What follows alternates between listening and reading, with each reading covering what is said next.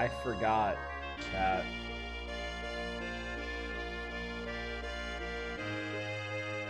I forgot what was happening tonight.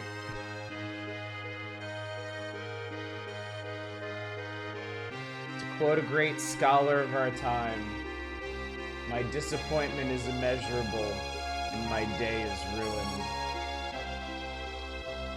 Good evening, Satellite Sun. It is. It's this. It's this. Hi, everybody. Happy Thursday, insofar as it can be. I hope you're doing well. I was doing great until about 5 minutes ago. Good evening, Eva.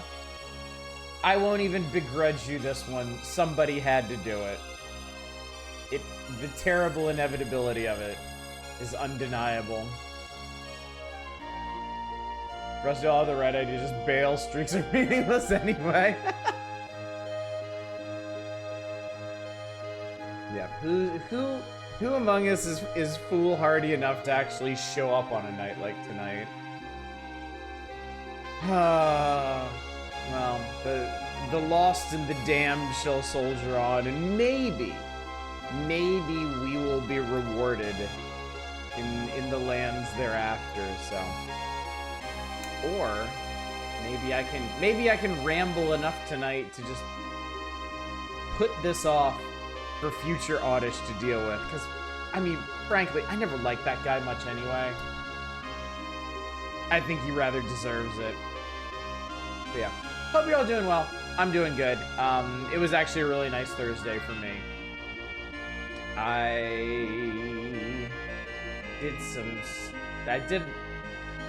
didn't do much, honestly. If we're being entirely honest here, I had kind of a lazy day today.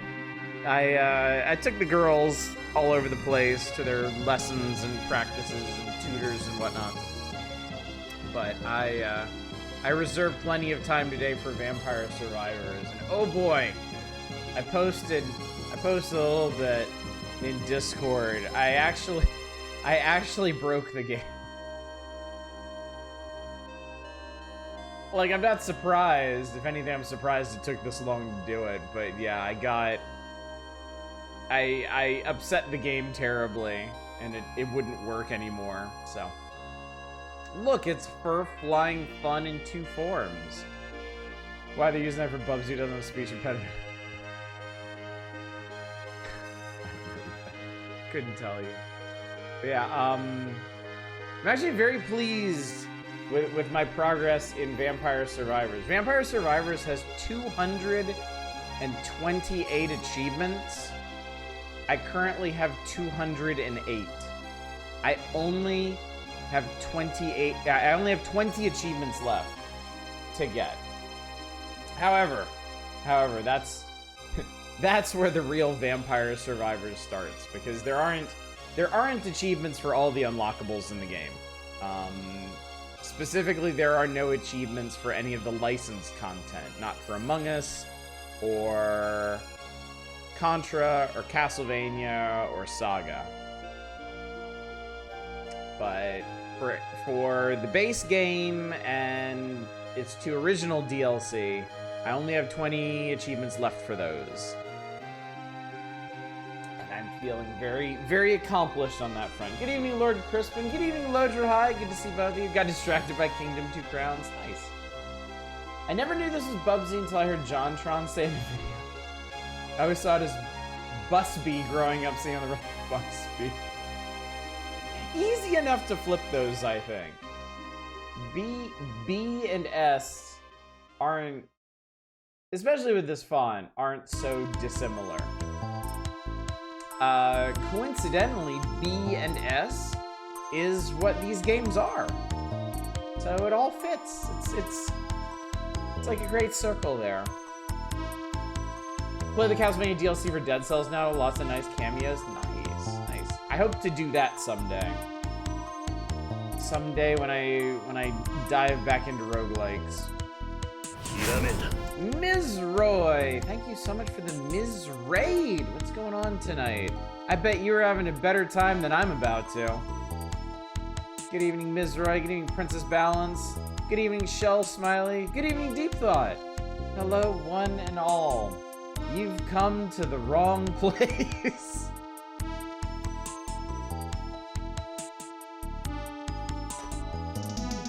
It's Busby night. All Busby, all the time. If I were you, I would be mad at Ms. Roy for dragging you in here tonight, frankly. Because, look, I know how streaming works. I know that Ms. Roy gets a preview of whatever stream he's raiding into. I know he knew he was sending you into this particular maw of chaos, so... Not to entirely throw our dear friend Ms. Roy under the bus, but somebody needs to be held accountable for this, frankly.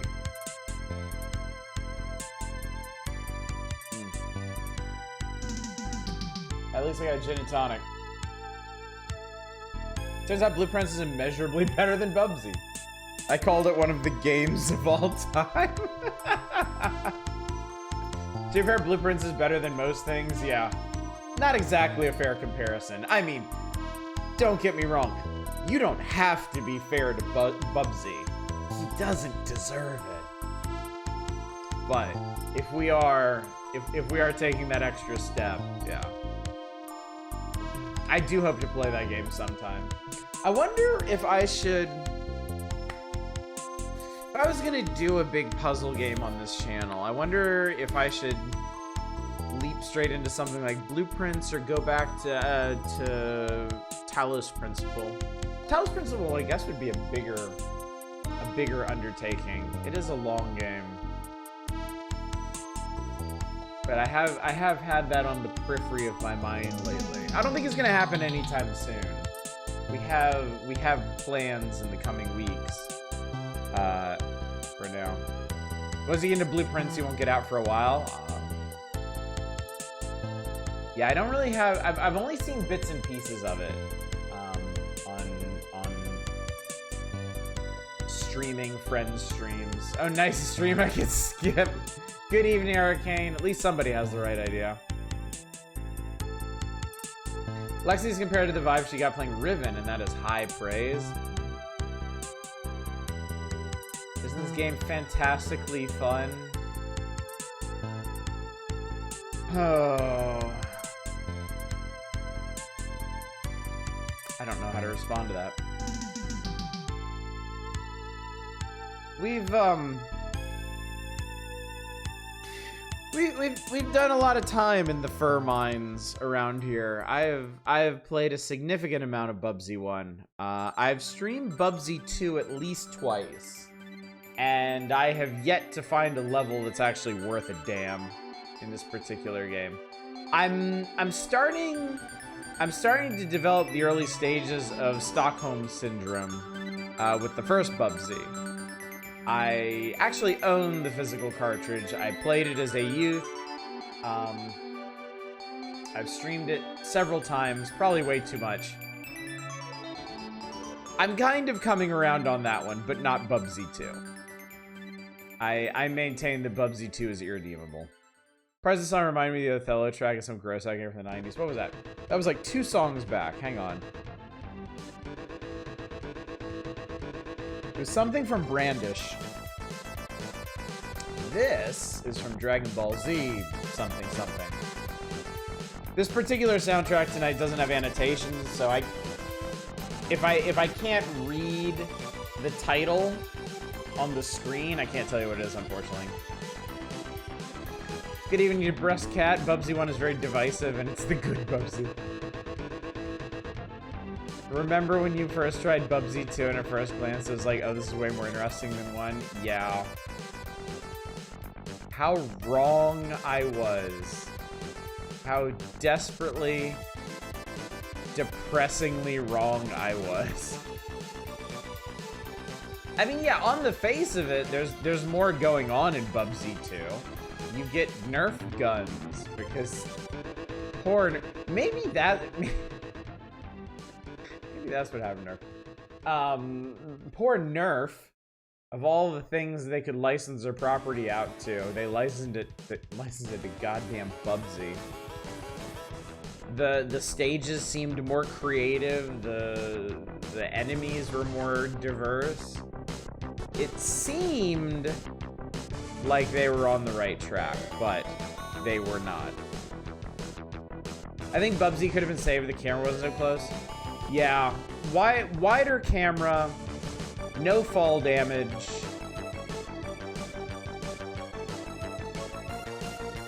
Maybe just a life bar. Honestly, pull the camera out a little bit and give him a life bar, and maybe Bubsy 1 is salvageable. Bubsy 2, I think the corruption is elemental here.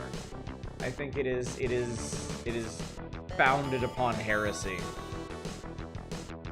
More going on, more is just more crimes against humanity. I was actually glancing over the page before I started the stream, and I noticed down here in this red box how the fur matches up. I'll go ahead and read you this, even though we haven't gotten into it proper, but it's germane to the discussion. Both Bubsy and Bubsy 2 are scrolling action games with plenty of warps and secret passages. The animations are good, but it seems like the programmers didn't learn a whole lot about the jerkiness of the scroll in the original game because it's present again in Bubsy 2. It really hurts the play control and overall enjoyment of the game.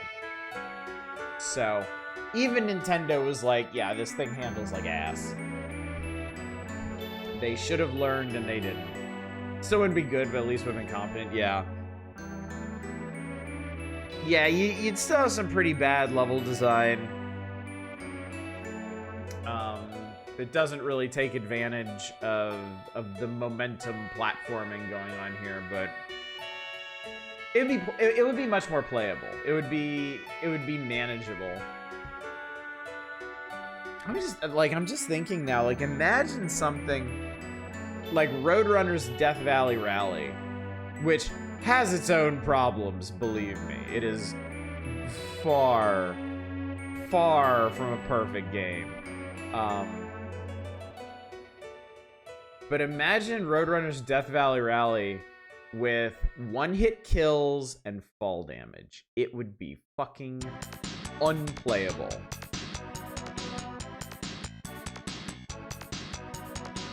Like, from one perspective, it's kind of a miracle that Bubsy 1 is as functional as it is. Saying the devs of Bubsy 1 learned the wrong lessons, assumed anybody learned anything.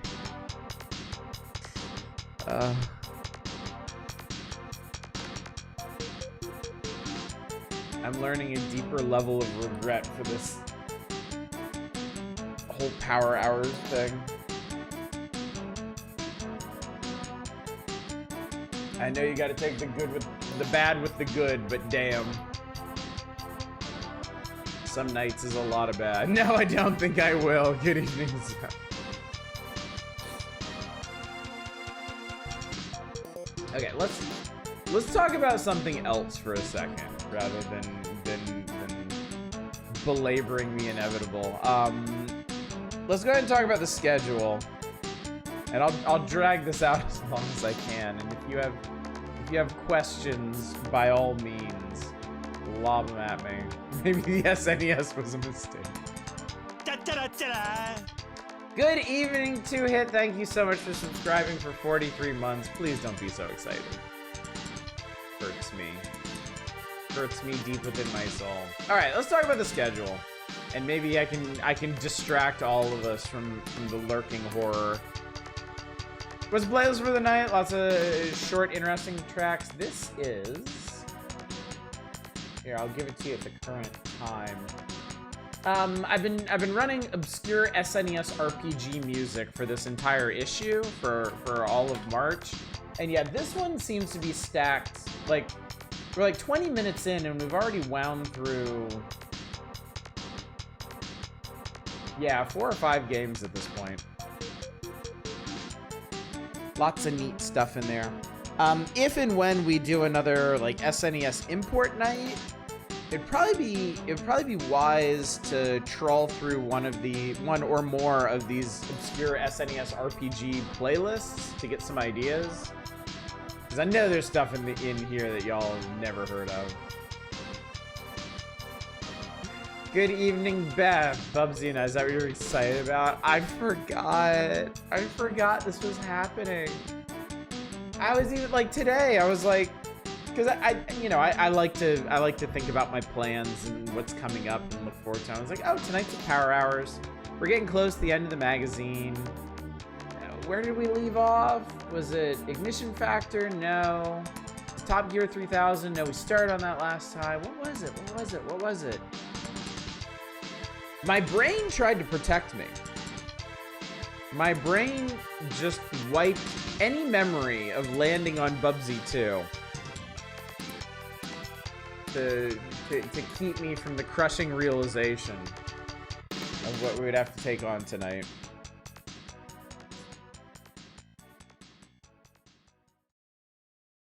Yes, I need this is for my brain.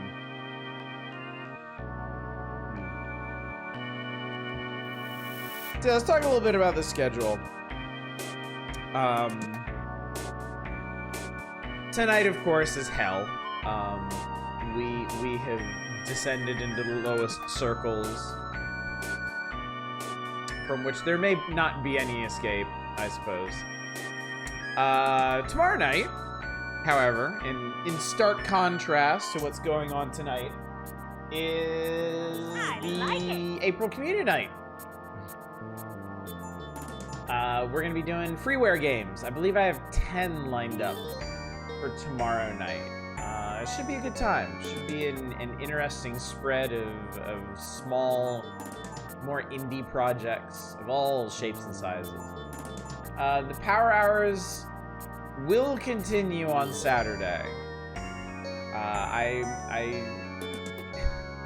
can't let this ruin my whole thing here. Yeah, it's true, Chaos. It's true. Bubsy 2 hell is empty and all its demons are here. Yeah, I suspect we're not gonna finish the. I mean, we might. It's entirely possible that we do finish the magazine tonight. In which case, we'll talk. But yeah, assuming we don't finish it tonight, we'll finish it on Saturday. And then there's no stream on Sunday. 2 people have requested it so far, Chaos. You can request it too. You can throw your coins in the pit if you want. Doesn't change anything. We're all misbegotten souls here. No stream on Sunday. I don't stream on Sunday. I never stream on Sunday. I gotta spend them on something. Next week, Monday, we are going to finally return to Bone Razor Minions. We're gonna do some bone raising on Monday, and that is going to be a democratic playthrough. I'm gonna let y'all determine how long we play Bone Razor for. So that'll be Monday, and maybe Tuesday, and maybe even Wednesday. And then, okay. I'll go ahead and tell you, since tonight is auspicious, and I'm kind of struggling to fill time before flinging myself bodily into this mess. I'm gonna shift around the schedule a little bit next week. We'll do the Power Hours on Thursday, kind of. The truth is, when we finish this issue, I'm not going to start the next one right away. We're not actually going to jump directly into April. The reason for that is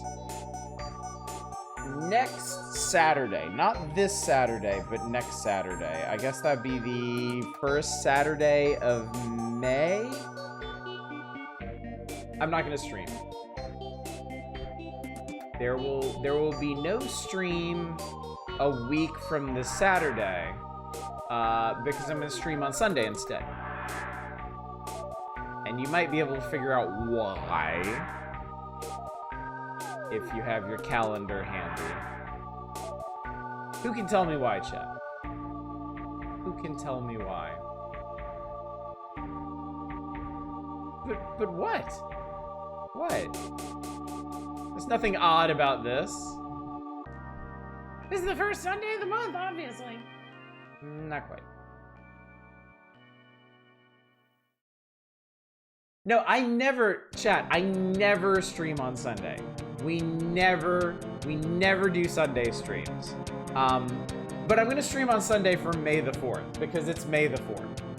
And it just wouldn't be right starting a Star Wars game, like, the day after May the 4th, or the day before, or whatever. So, yeah.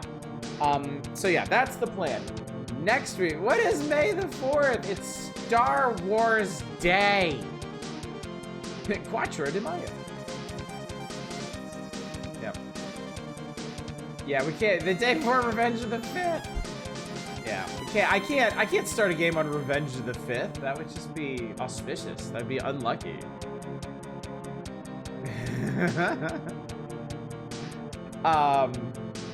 So yeah, we're gonna switch things up next week. Next week it'll be no stream on Saturday, and then stream on Sunday, the day that I don't stream on ever for any reason whatsoever. Keep that straight, chat. Keep that straight. Yeah.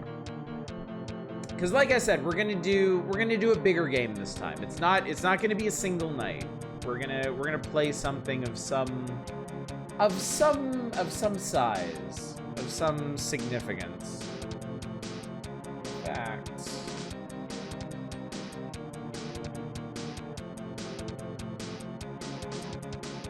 Yeah, not a small game.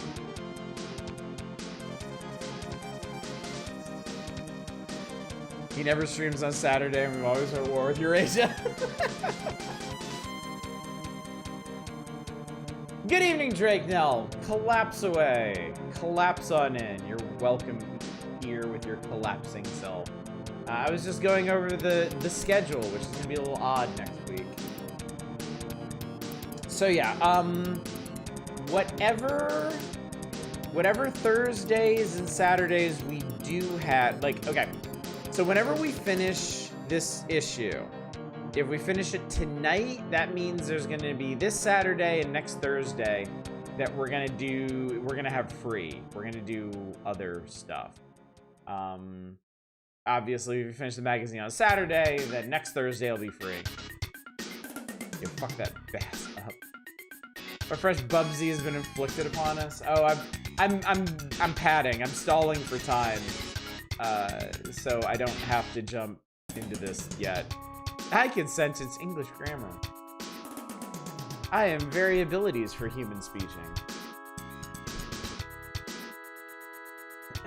So yeah, in fact, I'm going to repeat it. I'm going to repeat everything I just said to stall for more time, chat. That's how desperate I am. Tonight is the Power Hours. God help us. Tomorrow night is the April Community Night. We're doing freeware games. Saturday, if we haven't finished the magazine already, meaning tonight, which I don't think we will, we'll finish it on Saturday, and that'll be that. There'll be no stream on Sunday because I never, ever, for any reason, no exceptions, stream on Sunday.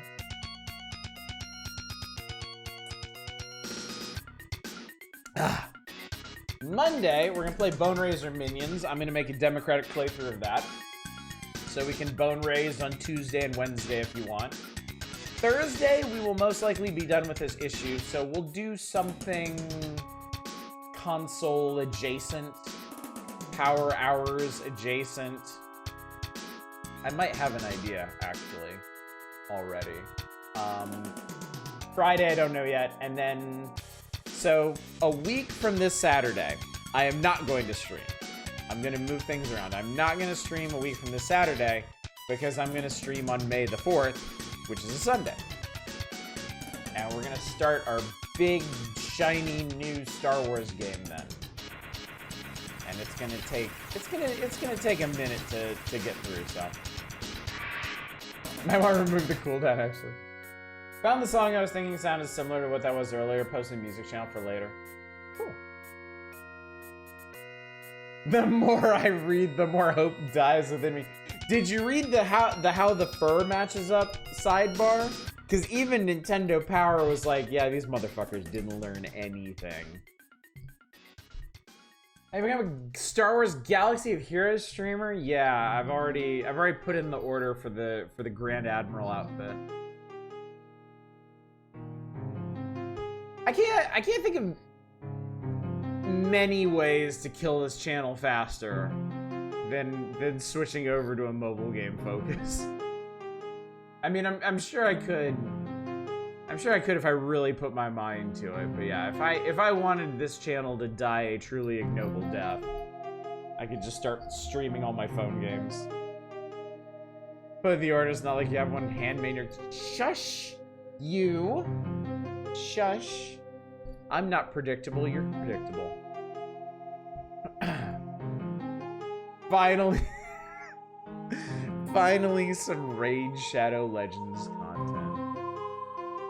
Does Raid Shadow Legends still throw around like tons of sponsorships? I feel like I haven't seen a video sponsored by Raid Shadow Legends in a really long time. I assume they are. I assume they're still lurking out there. Think they do. Definitely people still sponsored. All the milords came and went. So I've been playing a Picross game on my phone. It's free, so of course it's infested with ads. And I noticed, so the mobile gaming right now seems kind of obsessed with the whole like what the fuck is it? Like a hallway shooter thing? Where you have a little soldier man and you move him back and forth and he auto shoots and there's like gates that come at you. If you go through the right gate, you get more dudes or you get more guns or something. And it's like, it's zombies or monsters or who gives a fuck what you're shooting? Lots of games seem to be on this back. Yeah, the fake mobile ads. Yeah, so I've seen a bunch of these and okay. I'm gonna level with you. I'm gonna be completely honest with you. I was so curious, I downloaded some of them. And some of them actually are that game. Believe it or not. Some of them kind of minimize it. Some of them kind of just have it. It almost feels like a side activity to boilerplate phone game like base management bullshit or whatever. But anyway, some of them do actually have that gameplay, and that's oh, Evo starts reading. But no, the funny thing, the really funny thing to me was, I've seen like, I see so many ads for these things, and it's like Age of Zombies and like Lady Runner and whatever. And then I was watching one, and it was like this Roman legionnaire or something with a fucking M16 like gunning down zombies or whatever. And then the ad ends and you get the title card and it's Ebony. Ebony still exists. And now they're pretending that that's what kind of game it is. Like, what the fuck, man? Ebony is older than my children. And they're still just like latching on to whatever current fad is happening.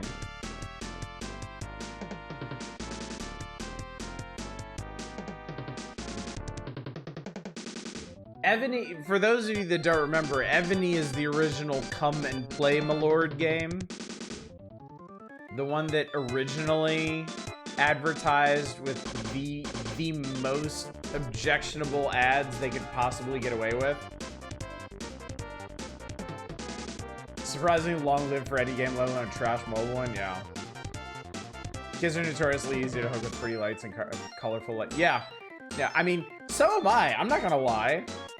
Like, I am, like I said, I downloaded some of these games that the ads fed to me. But I know better than to download Ebony. I'm not that bad, at least. Tried one of those puzzle ones. It was mostly a match 3 thing with the reward of the puzzle. Yeah, I've noticed that about the real mainstream cash-in mobile games. They have their boilerplate core gameplay, like a match 3 or like base management or something. And then they kind of tack on a game mode of the moment, whatever's in the current like mobile gaming zeitgeist. But the core is still the same. The core is still match 3 or whatever. It's gross you'll never go broke king in the lowest common denominator. It's true, man. It's true. There are plenty of games out there that are proof positive of that. Other possibilities that grow resistance to it that older generations don't have. It's hard to measure that. It is, yeah, it is. I know I'm a lot more callous about advertising than like my parents are. So I think if you grow up in it, it's more normal. I think the younger generations are kind of I think younger generations tend to fall more in the middle.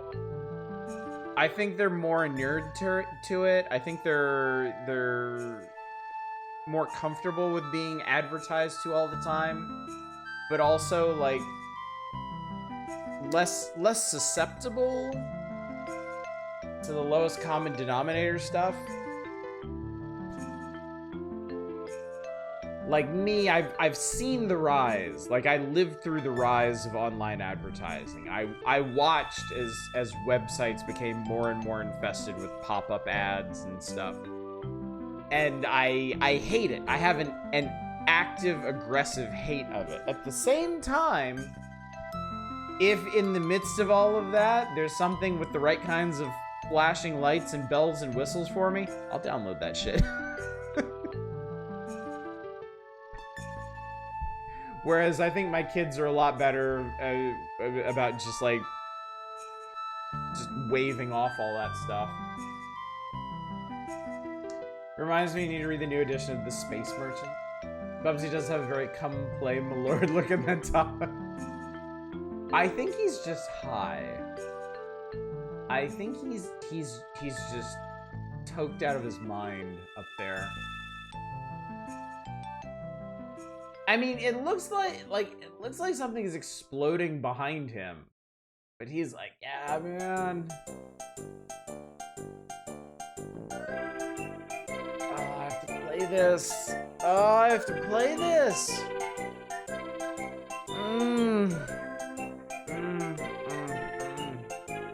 I talked about the schedule. I talked about Vampire Survivors. I didn't really do a whole lot else today, chat.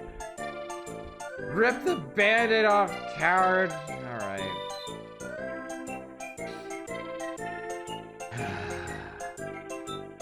Could you play the more chance you have finishing something today? True enough, I suppose. Alright. Welcome back to the Power Hours chat. You have made a terrible mistake in being here tonight. But it's too late now. In for a penny, in for a Bubsy. Bubsy 2 is here, and there is no escape. It is fur-flying fun in 2 form. Alright, we already read the sidebar where Nintendo Power threw shade on the play control, which has not improved from the first game, unfortunately. There's a thing up here about mini-games, Frogapulting, Armadillo Drop, Liquid Lunacy.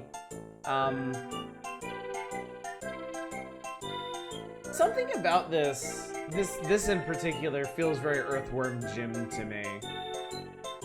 Oh my god, oh Jesus. I didn't even notice this earlier, but under the title, mini games to test your skills, look at the first sentence. The 3 mini games are probably more fun to play than the main game, and you can access them 2 different ways. Nintendo Power really didn't like this one. Like, they were on the Bubsy bandwagon for the first one. But, wow. They are just throwing all kinds of shade on this.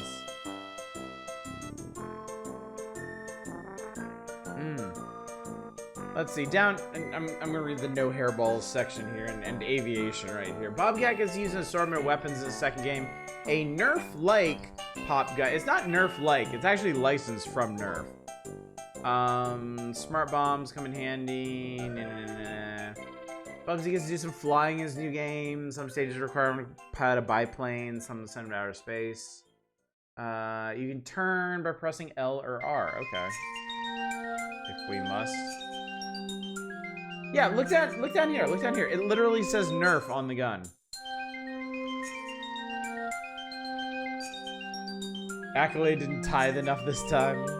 There's some credit for some taste. Guessing they felt really burned by how bad it was after they were nice. Could be, yeah. Could be. It's on Game Boy too! Oh, no. Fine themes to venture out in. Bubsy will have to use his powers to pounce in several different types of stages. If there is a plus to this game, it's the variety of... If there is a plus to this game, chat. Jesus. Difficulty level increases at a good rate as well. In the first Bubsy game, there was just a lot of side-scrolling, race as fast as you can, mindless scampering. The same mentality is still present in Bubsy 2, but is broken up nicely by the variety of stages you can choose as you begin and continue during your quest for marbles. No matter what stage you choose to try, though, the hazards are hazardous and the enemies are plenty. Oh no, it's on Game Boy too! Entering completed stages anywhere you choose.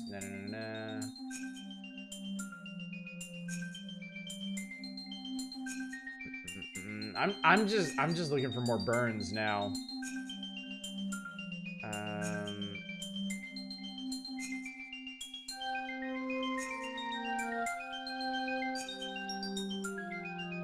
They say Ham-A-Lot is a good stage to start on.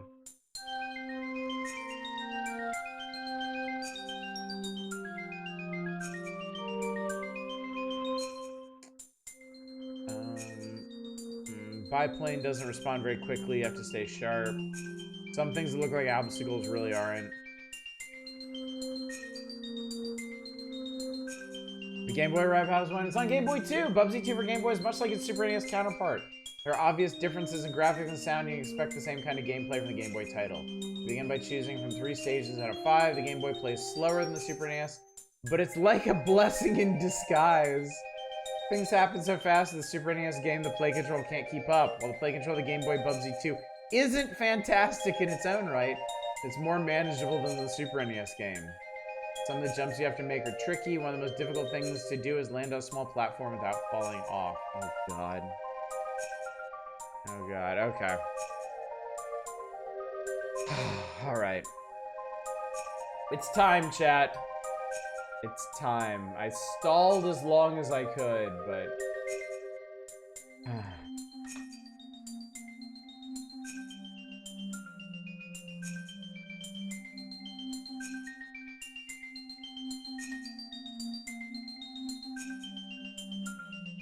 Don't think you stall the whole night, they'll forget we called for it on Sunday.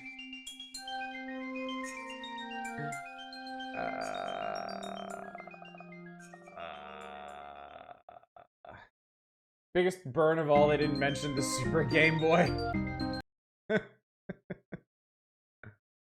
Alright. Brace yourselves, chat.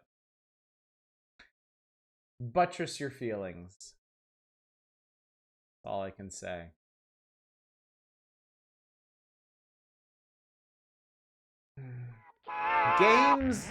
Games with personality.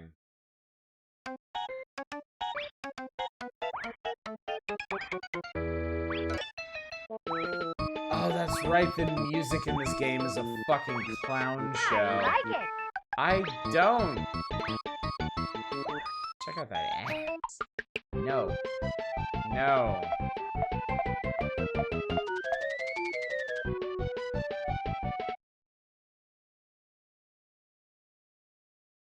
Oh, we went to the West Wing. Nothing can stop me now. Nothing can stop me now.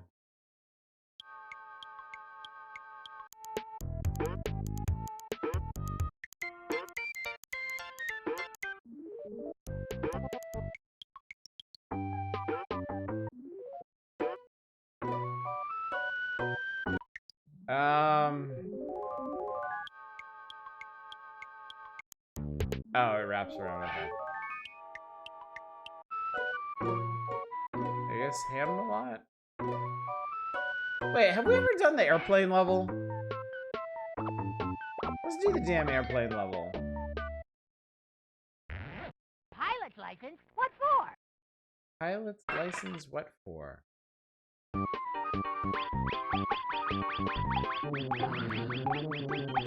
Oh, my lord.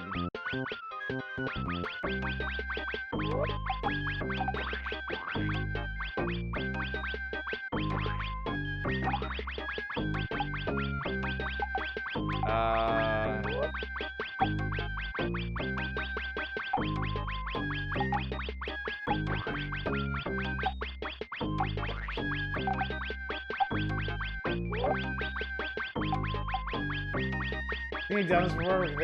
No, if I remember correctly, like, all the music in this game is just trash garbage. It's like, I want to say one of the others, maybe the space stage, is like a classical pastiche.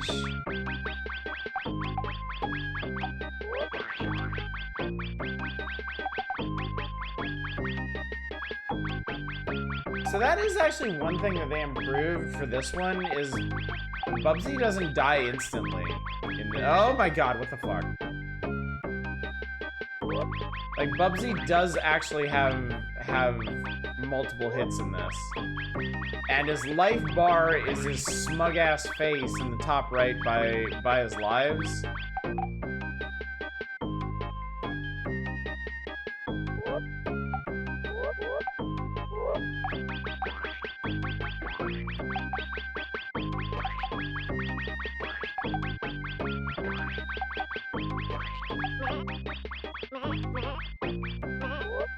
Wow, this music is exceptionally terrible.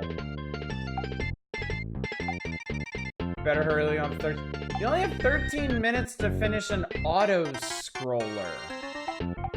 Like, what the hell?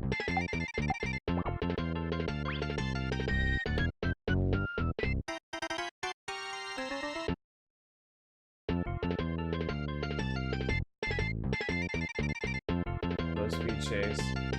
Even I'm impressed. I've completed a level, chat. There's a gift shop. I have 4 Bubby cards. You can sell.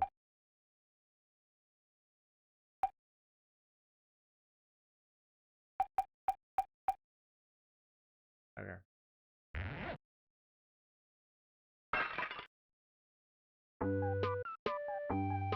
Huh. I beat a stage.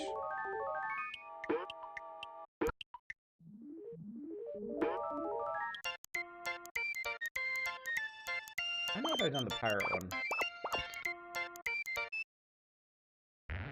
Another swine, man. Wait, no, I don't want to do. No, I don't want to do the spit. No, it's like these pirates. What the hell, man? I don't want to do the space one. I want to do pirates.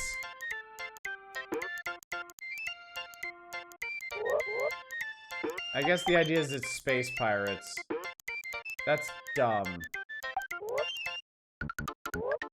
Oh, I don't want to do this.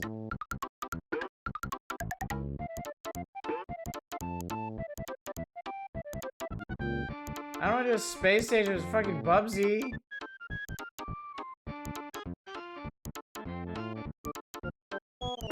Also, good evening, Manic. Mistakes have been made.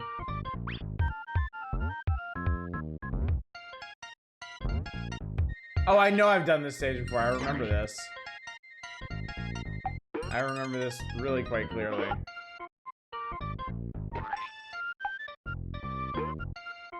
Apparently I went the wrong ass way.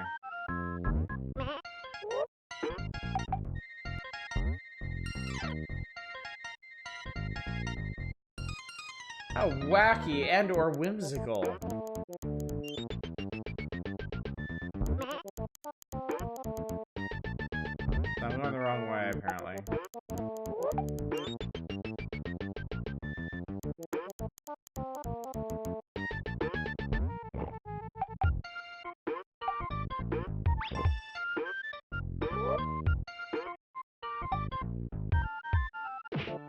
Oh, what the hell? Bubsy's face is displayed on the screen twice, and one of them is a life bar. Yeah.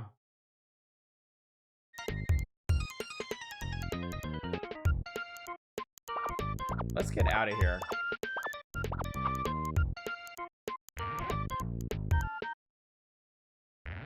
Nothing can stop me now.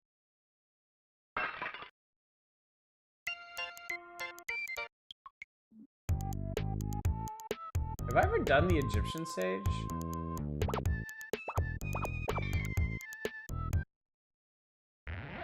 Nothing can stop me now.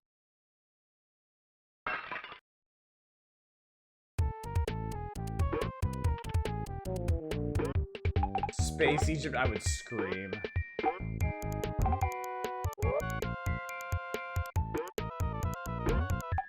God, I hate this camera. God, I hate this camera. Camera's a fucking war crime.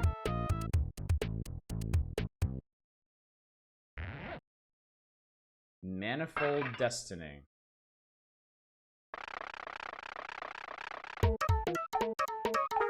Oh, this is one of the bonus games. Oh god, this is terrible.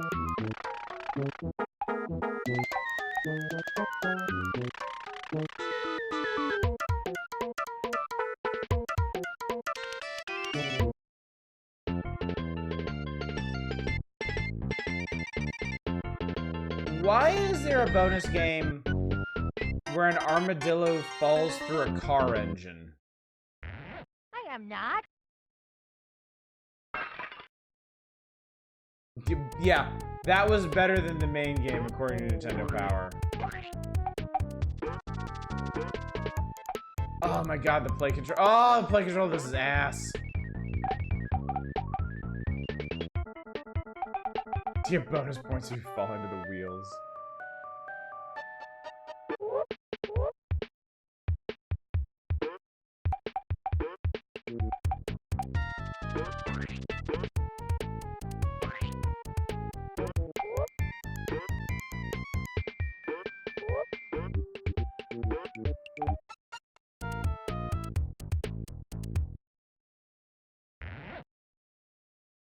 Frogs with attitude.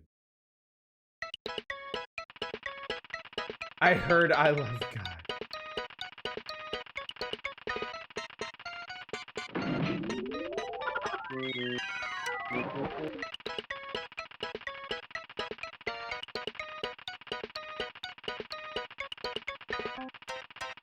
Yeah, he actually said I am not.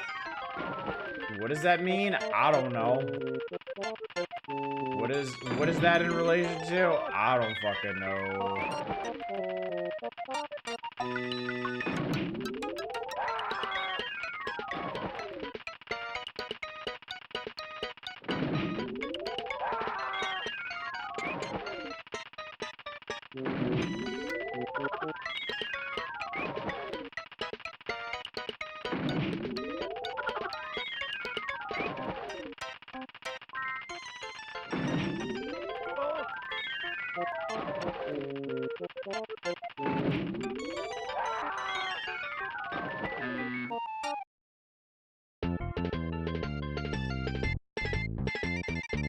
I got an extra light. That good for me. I think so. Say I think he said I think so.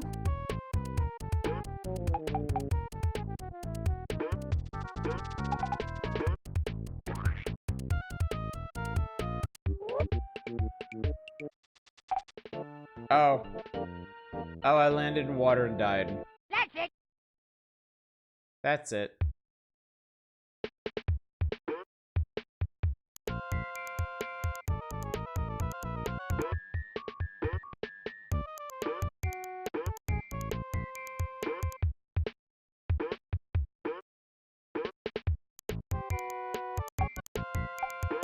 The music in this game is so bad. Oh, that's a switch? That's weird.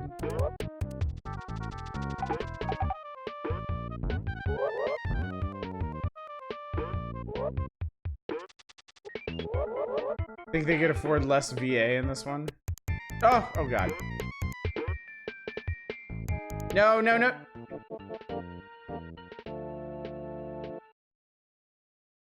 Ah. Or is that minus 5 minutes button?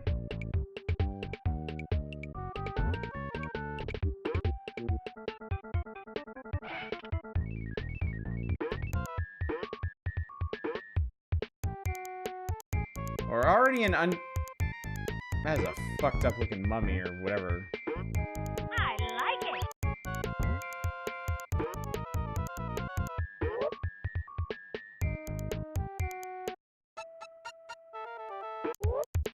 There was a checkpoint like before and after the door.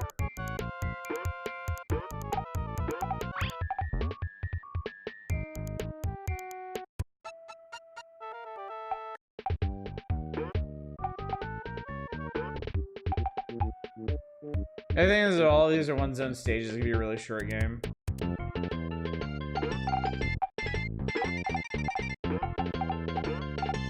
This really is so much worse than Bubsy 1.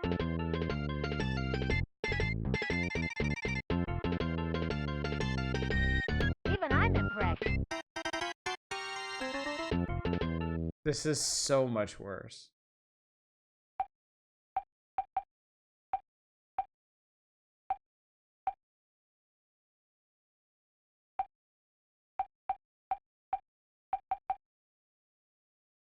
Bubsy 1 had more budget. It must have.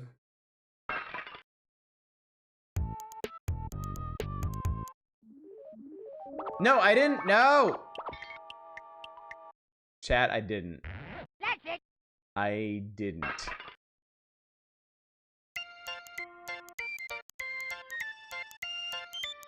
Where's my fucking... There. Leaving. Aren't sequels supposed to learn from the mistakes of the original? That's it. I mean, incompetent series, sure. No! Okay, I'm done. I'm done. Do you believe in miracles? No, I don't. Not anymore. All right. All right. We're not out of the woods yet, chat. We're not out of the woods yet.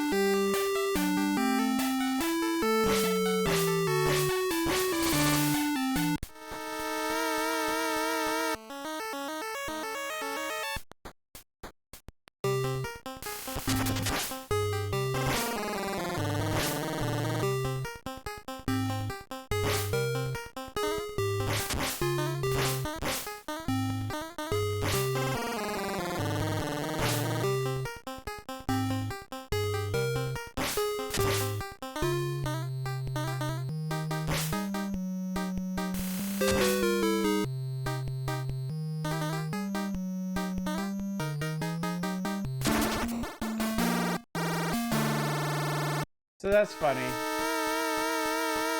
If there's a way to turn around in this one, I don't know what it is. You can turn around in the other one, but not this one, it seems.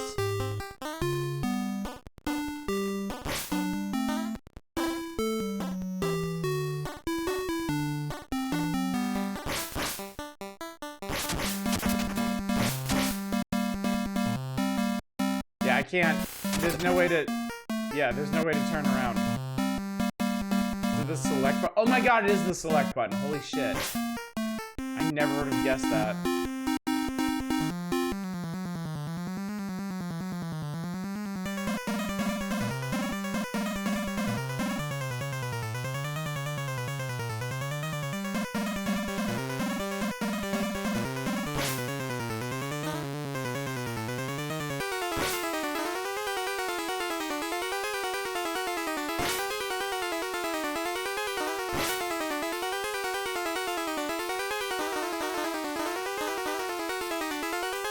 This is nightmarish.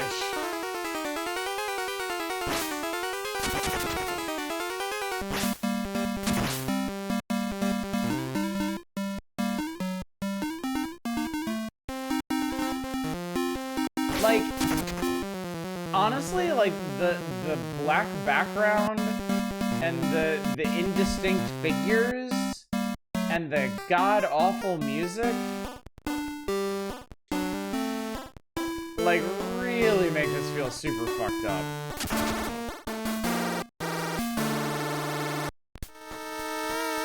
Bubsy 1 didn't do well, so they made Bubsy 2 tell people to fuck themselves.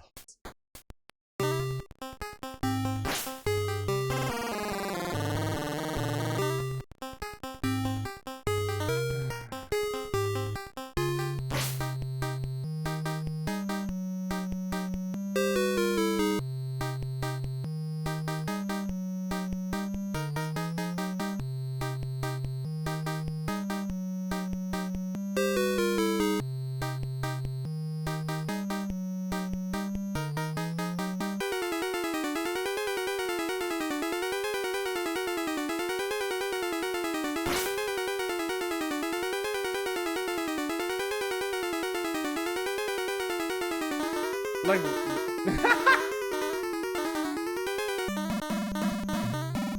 he's stuck in the wall, chat.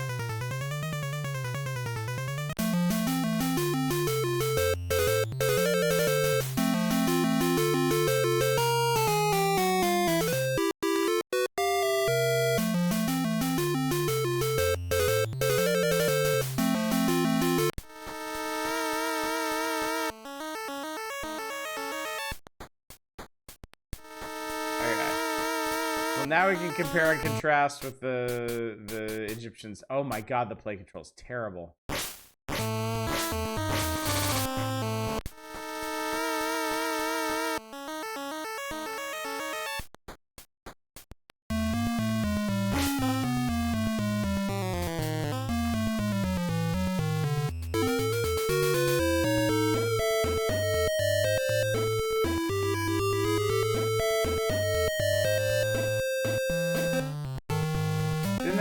Say with control, no, they were wrong. They were very much wrong. He is so much more slippery in this version.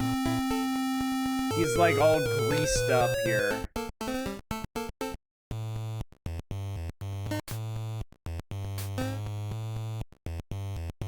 my god, there's like a million doors in this one. What the hell?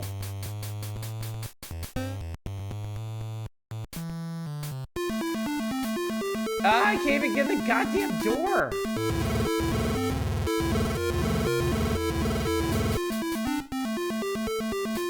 The magazine didn't even like it, they still lied about it.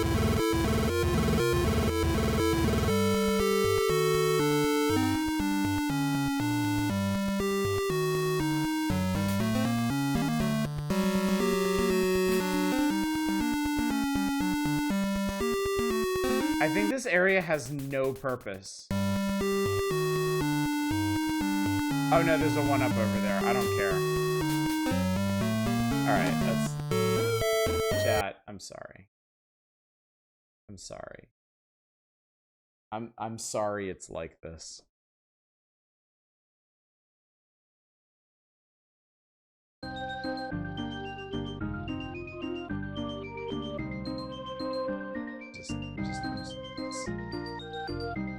Let us never speak of this again. Bubsy is such a meme on this channel. I kind of think we've been doing ourselves a disservice at this point. I think Maybe we've cheated ourselves by making him such a part of our identity. My former roommate asked me to turn this down. He lives 4 states away. Yeah, let's... We need to let Bubsy go.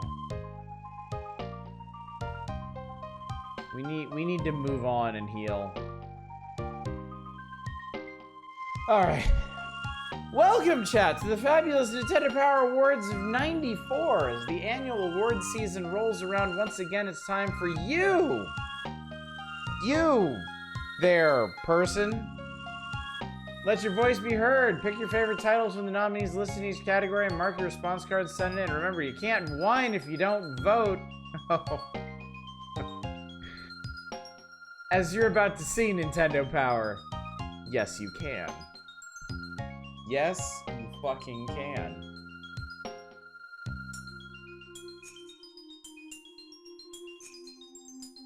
Alright. Looks like categories for the general categories, they have Super NES options and Game Boy options separate. And then for genres, it's on any system. So, graphics and sound is a big year for the graphics and sound category. The ACM and cell animation breaking new ground. All right, for Super NES. All right, so, chat, our tradition, when Nintendo Power exercises their tradition, is we discuss the options and we make predictions.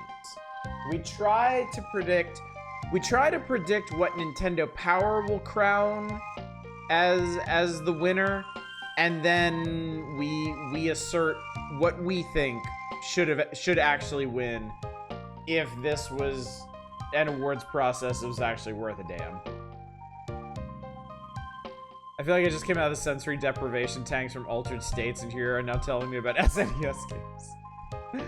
Alright, so it's Super NES, graphics and sound. The nominees are Donkey Kong Country, Earthworm Jim, Super Metroid, Blackthorn, Lion King, Super Punch-Out, The Adventures of Batman and Robin, and Final Fantasy III, what we now know as Final Fantasy VI.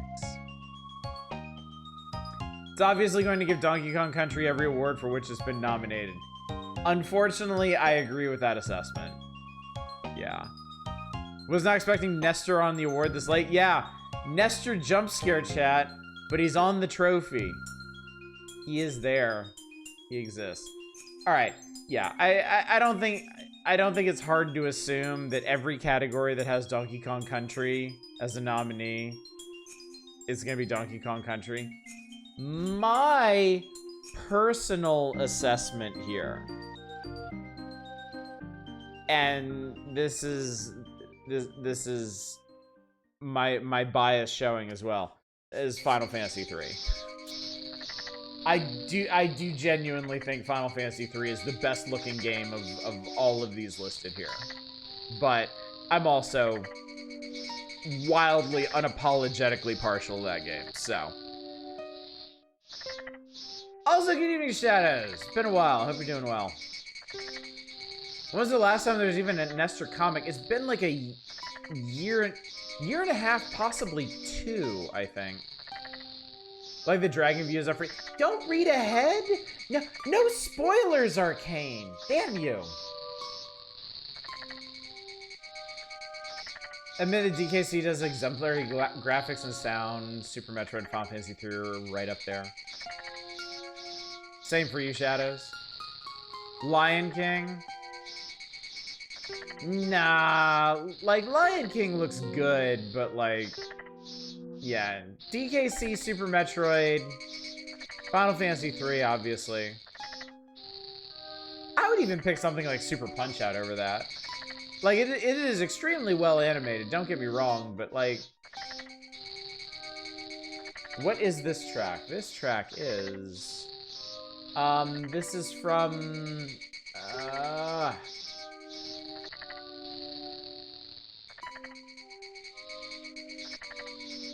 Hajime no Mori?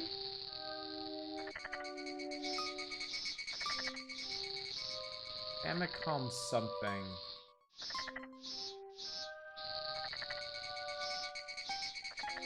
Yeah, it's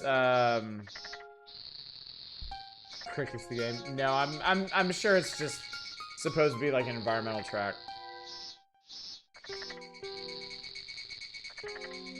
Alright, and then on Game Boy, they got Wario Land, Donkey Kong Land, Daffy Duck, Contra, and Wario Blast. Oh god. They're gonna give it to Donkey Kong Land, but I think I'm less mad about that here. The only one of these that I would say is in contention is Wario Land.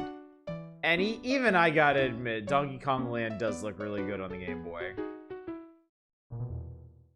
Why the fuck does a Mahjong game have this eerie and ambiance? It might be the setting, like it might take place in a forest.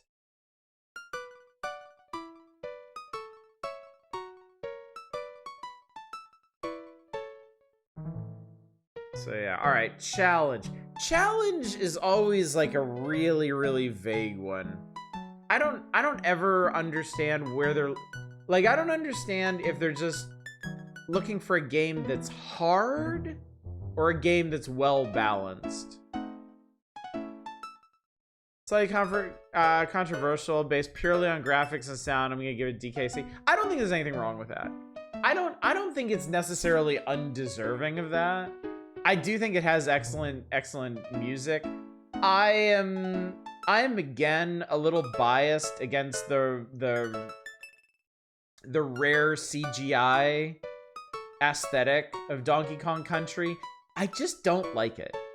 I've never thought it looked particularly good to me. I didn't like it in Donkey Kong Country. I didn't like the similar art style that Mario RPG used. But if you do, and I can certainly understand why people do, then yeah, I mean, I think it's an easy win for that category. Say challenge is hard but satisfying. I would certainly, I think for me, a challenge category should be well balanced. That's me. Hopefully their intention is hard but satisfying, but yeah.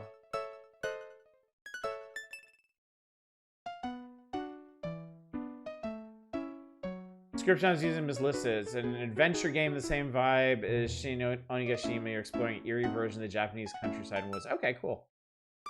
That's neat. Anyway, for challenge, they have Final Fantasy III, Super Punch-Out, Super Metroid, Earthworm Jim, Blackthorn, and Mortal Kombat 2.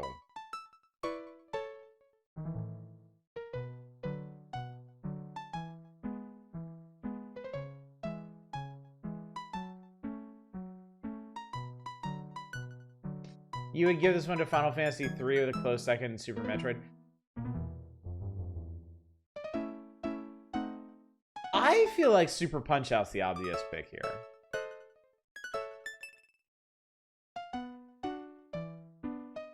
Super Punch-Out, I feel like has... Super Punch-Out's a very challenging game, but there's a very steady progression to learning the fights and like learning to react to things. I have trouble, like, I don't know if this counts as a hot take. I don't really think of RPGs as like hard or easy. Like, I don't really feel like difficulty is a thing in RPGs. Especially not Final Fantasy game. Like, the challenge in a Final Fantasy game is really just a function of time. The more time you spend in Final Fantasy, the easier it gets.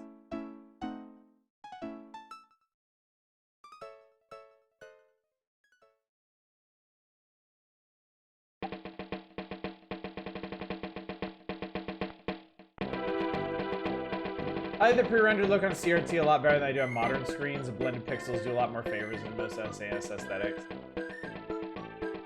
I mean, it always just looked muddy to me. I'm personally the opposite persuasion. I think the sharpness of modern displays kind of helps parse what's going on in those CGI models. Punch-Out feels a bit puzzle adjacent, if that makes sense, about learning the tells and learning how to respond to them. I do feel like you could expand that argument. I feel like that's kind of a slippery slope. Like, you could find ways to expand that argument to, like, Souls-like games, too. There's an execution to it as well. Like recognition of tells, the reflexes, the execution of counter moves are all really important. And I do know from watching, like, stuff about speedruns that there are random elements to some of the fights. Not all of them. Some of them are very formulaic and some of them are not, and require a lot of dynamic responses. Might be unfair for you because you've watched people speed. I mean, I've watched people speedrun Punch-Out too, but I can also take a more objective view of this. I can remember what it was like for me to play it. I can remember what it was like for my friends to play it, so. People do expand the argument exactly like that. Sekiro's a rhythm game. Yeah, and it's stupid. Not saying that Shadow's application of the concept here was stupid, but no, it's dumb to do that. On like taking the wider view there, it is not a wise thing to do. It does not help to try and muddy genres like that. But yeah. And then on Game Boy for challenge, Wario Land, Mega Man 5, Donkey Kong, Tetris, and Jungle Book. I don't know, man. The only one of these I really have any experience with is Mega Man 5, and yeah, the challenge in Mega Man 5 is fine. Of all the Game Boy Mega Mans, it's probably the best balanced. But again, I don't know if they're looking for balance. I will say this.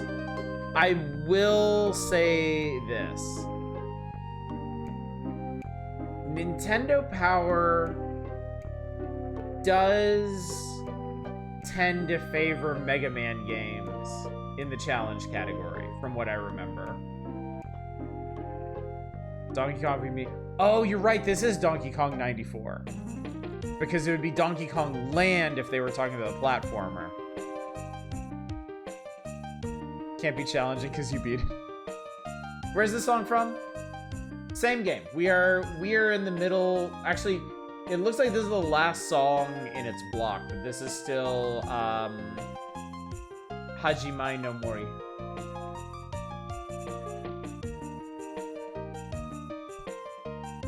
Donkey Kong should win, but Wario probably will instead. Give me Donkey Kong 94.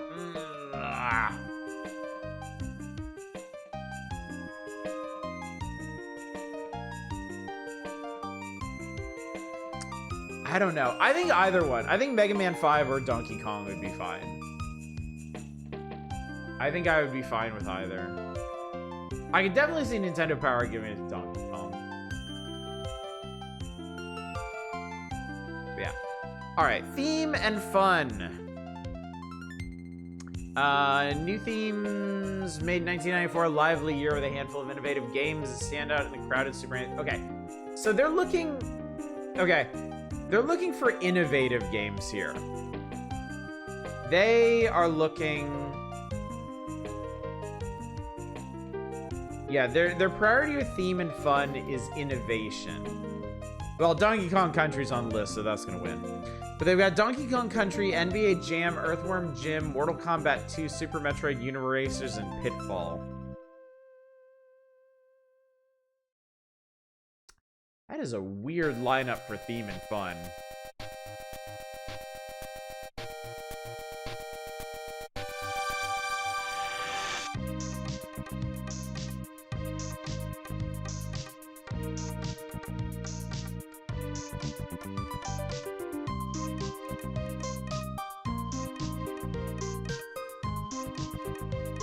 I thought it was fun, and they're just kind of mentioning innovation as something that happened.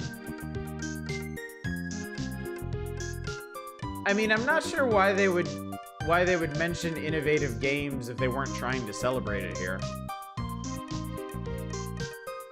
Innovation, I'd probably make your personal pick Uniracers. You give it a Super Metroid? Theme and fun is another way. So many of these categories are just really fuzzy in their definition.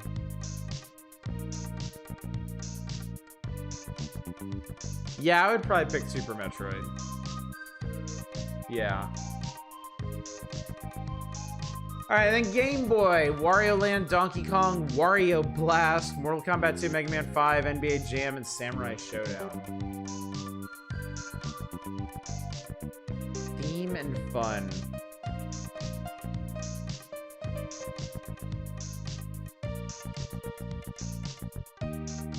I feel like this one's either gonna be Donkey Kong or Mega Man. How about this? How about this? My guess is between challenge and theme and fun for Game Boy games, Donkey Kong DK94 is gonna win one of them. Mega Man 5 is gonna win the other. I'm just not sure which is which. Sam Show did have a Game Boy port. We played it. It was all right, I guess. It was okay, I think. It wasn't great. The characters are very small, weirdly small, but it did the thing. Misery, you think Wario Land's gonna win this one? Wario Land shows up on all of these. It's gotta take something. Well, okay, then there's play control. Play control can make the difference between a hit and a miss. These nominees are recognized for their precise control. All right, Super NES, Donkey Kong Country, Super Metroid, Super Street Fighter 2, NBA Live 95, Uniracer, Super Punch-Out, Mega Man X2, and Earthworm Jim. I mean, I would say Super Metroid here. Super Metroid's a very precise game.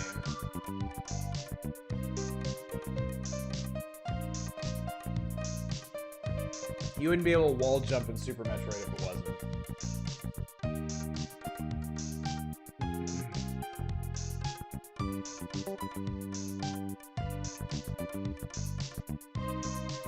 I'll actually be kind of... You think Super Street Fighter 2 will win? I thought that one was kind of on the outs with folks at this point. The playlist video, sure. Should still have it. There you go.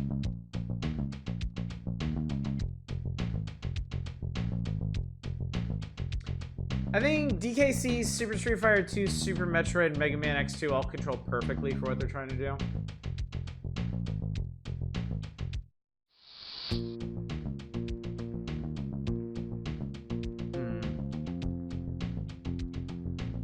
DKC... I'm a little torn on DKC's controls. They're precise enough, but they've always felt kind of loose to me. And like it works for the game, it's okay, but I definitely wouldn't give it an award for it. I think of all the games on here, I think I'd be annoyed if Donkey Kong Country got this one. Good evening, Trade On. Good to see you.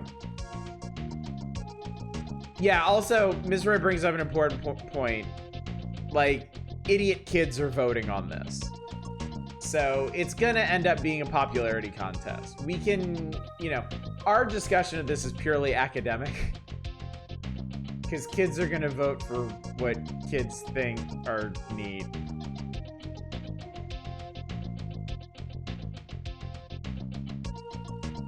Camera can be a bit rough. I would count camera as play control. Yeah, I mean, I don't know if Nintendo Power does, and certainly the idiot kids voting on these things aren't going to consider that, but yeah. We can argue it as idiot adults, we're not the voters, yeah. But we can whine! The year 2025, we can whine about anything we want. Alright, and then on Game Boy, for play control, Mortal Kombat 2, Donkey Kong, Wild Snake, of all things, Wario Land, Mega Man 5, and Wario Blast. Okay, this one to me is Donkey Kong without question. Like, not only does Donkey Kong have like really tight controls, it like pioneered a bunch of additional moves for Mario that carried on for generations afterwards. I'd be the kid who's disappointed I can't vote for your favorite game because it wouldn't be on here, and then I get ticked because they said I could vote for my favorites. Yeah. You can vote for any of your favorites as long as they're also our favorites. And by our favorites, we mean first-party games. Yeah. Yeah, this one really should be Donkey Kong. I will be annoyed if it isn't. All right, now we're getting the genre stuff. Now they break down the walls between systems, which probably means you're not going to see any more Game Boy games up for these. But yeah, best epic involving adventures in RPGs or finding a larger following all the time in 1994 offered up some real treats for fans of the genre. Great storylines and great challenges made these epics winners. Final Fantasy III, Illusion of Gaia, Breath of Fire, Brain Lord, Dragon View, Uncharted Waters, New Horizons, and Lord of the Rings.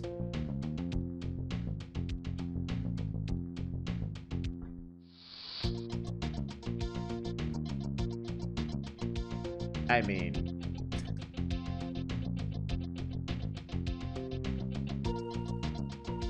why the fuck is Lord of the Rings there?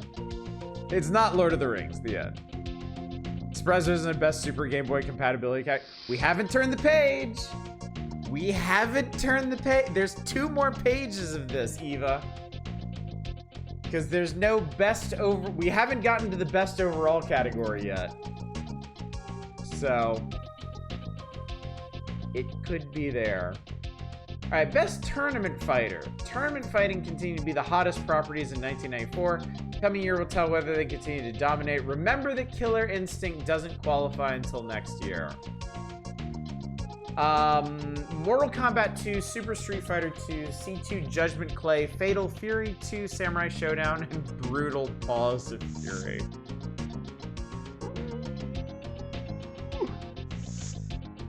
Yeah, man. Yeah, man.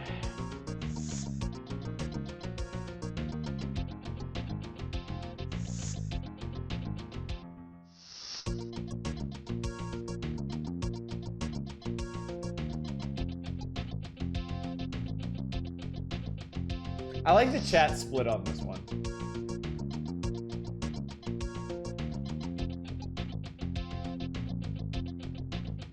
I'm pretty sure. I am pretty sure this was Mortal Kombat 2. Really, really, really sure. I think Super Street Fighter 2 fell out of the consciousness real fast after Mortal Kombat 2 hit. If I remember correctly, Mortal Kombat 2 has been topping the SNES chart since its release.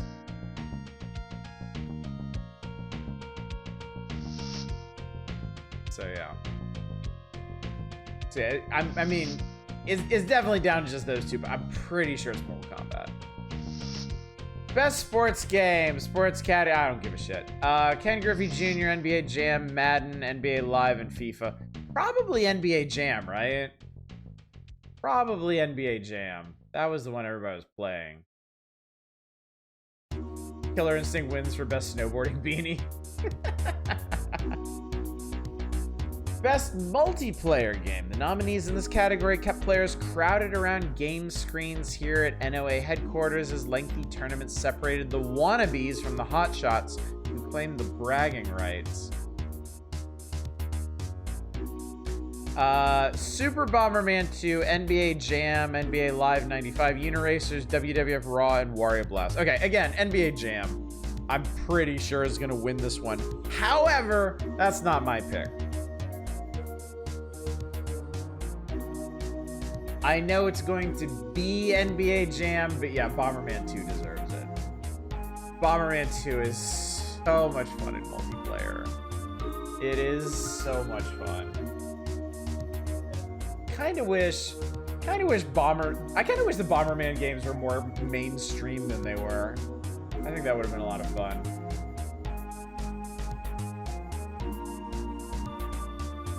But yeah, it gonna be NBA Jam. All right. So yeah, chat. Mark your predictions if you want to keep track of this for the actual results. I'm going to turn the page. Ken Griffey Jr. presents Major League Baseball should win sports simply because Ken Griffey Jr. presents Major League Baseball. What fucking fun is that? Say pretty fun, honestly. Pretty fun. All right. Oh, we got a bunch more categories. All right. Best here. I hate these categories. Oh, they expanded them too. Oh, Christ's sake. These are so dumb, Chad. Best hero. Oh my god. Best hero. Worst baddie. Worst villain. Best original character. Coolest weapon or item. And best goodie.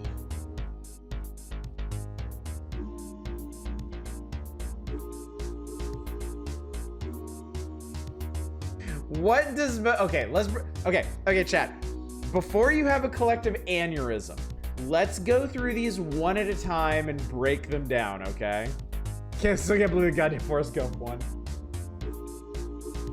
Okay, we'll break them down.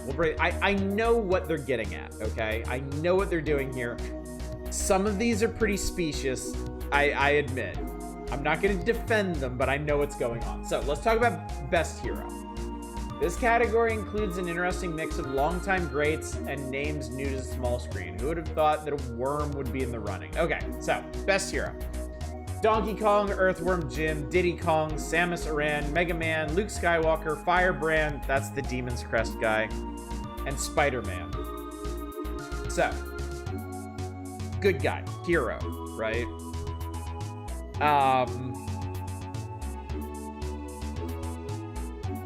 I don't know, man. This one is a straight popularity contest.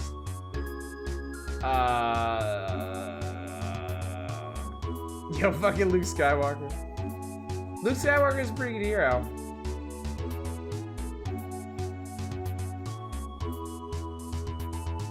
What the fuck, Earthworm Jim? I mean, he is the hero of his game. I mean, I'm guessing it's either Donkey or Diddy. That's my guess. You go Mega Man, fuck it. Mega Man did get 3 games in '94? Yeah, 3. Because Mega Man X2 is in the running for another category. So, Mega Man 5 on Game Boy, I think Mega Man 6 on NES was 94, and X2. But yeah, I'm guessing this one's gonna go for Donkey or Diddy. Me personally, at this juncture, I was a big Mega Man fan, so I like Mega Man. Though, I will say, in light of Super Metroid, probably Samus. She might be the most fleshed out one here, honestly. In video game terms. I love Donkey Kong's characterization, loves bananas, Oscar-winning shit. 1995, no. I don't believe.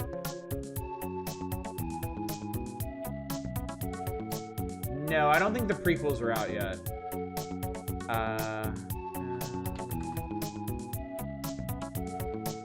Yeah, Phantom Menace was 1999. We are currently in the Star Wars dead zone here. There's nothing official coming out other than just merchandising.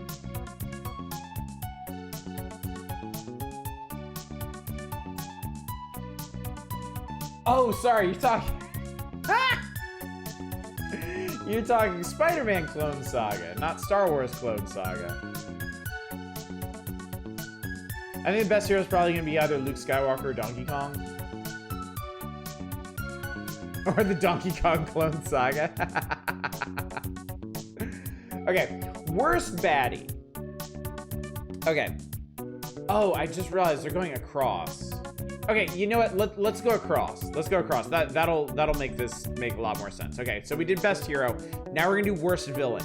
This is like the big bad, right? This is like final boss, arch nemesis shit. Okay, keep that in mind. That's important. Bad boys and girls from all over the video galaxy are up for the dubious honor of being in the most reviled villain. You're in, you're out. We love to hate him. All right, they got Carnage, the Spider-Man villain. King K. Rool from Donkey Kong.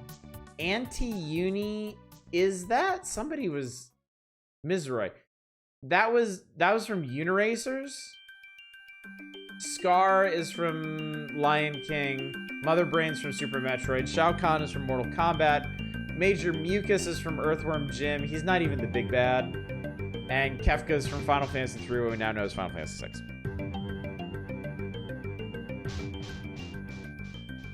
Final boss of Unirally? Okay. Super Metroid is a great game, didn't sell the best. No kid would know who Samus is. Mega Man, good game, is much more an NES series. Earthworm Jim, I generally don't know how many people actually play the games. That's true. Earthworm Jim was prominent in the cultural consciousness, but yeah, I don't really know how many people got into Earthworm Jim as like a series, as a property. Anyway, worst villain. I mean, I would pick Kefka. It's just, I'm biased. I have no defense. As far as the idiot children voting on this stuff, I would actually say Shao Kahn. I think there's a pretty decent chance this goes for Shao Kahn.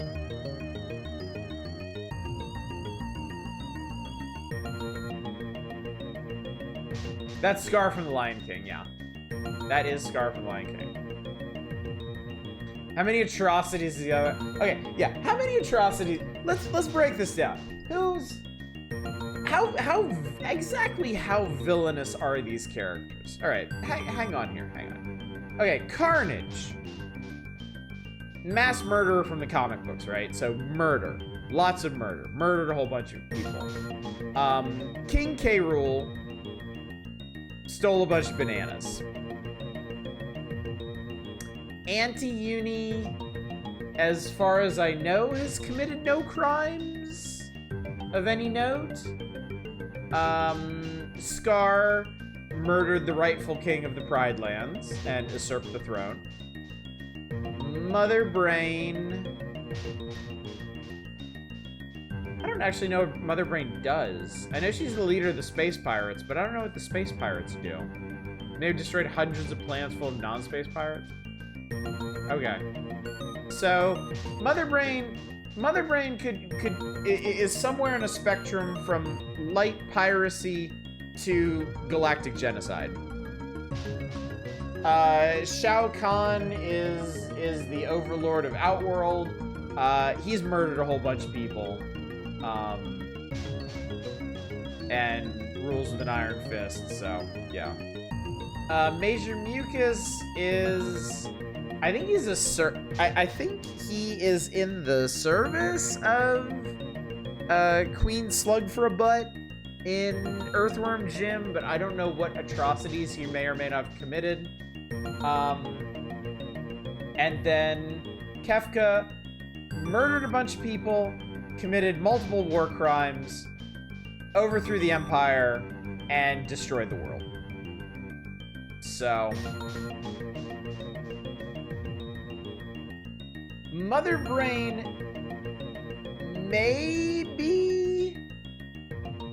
Mother Brain could be the worst offender on this list, but without any like hard numbers, hard figures on her atrocities. I think Kefka's probably the worst here. Followed by Shao Kahn.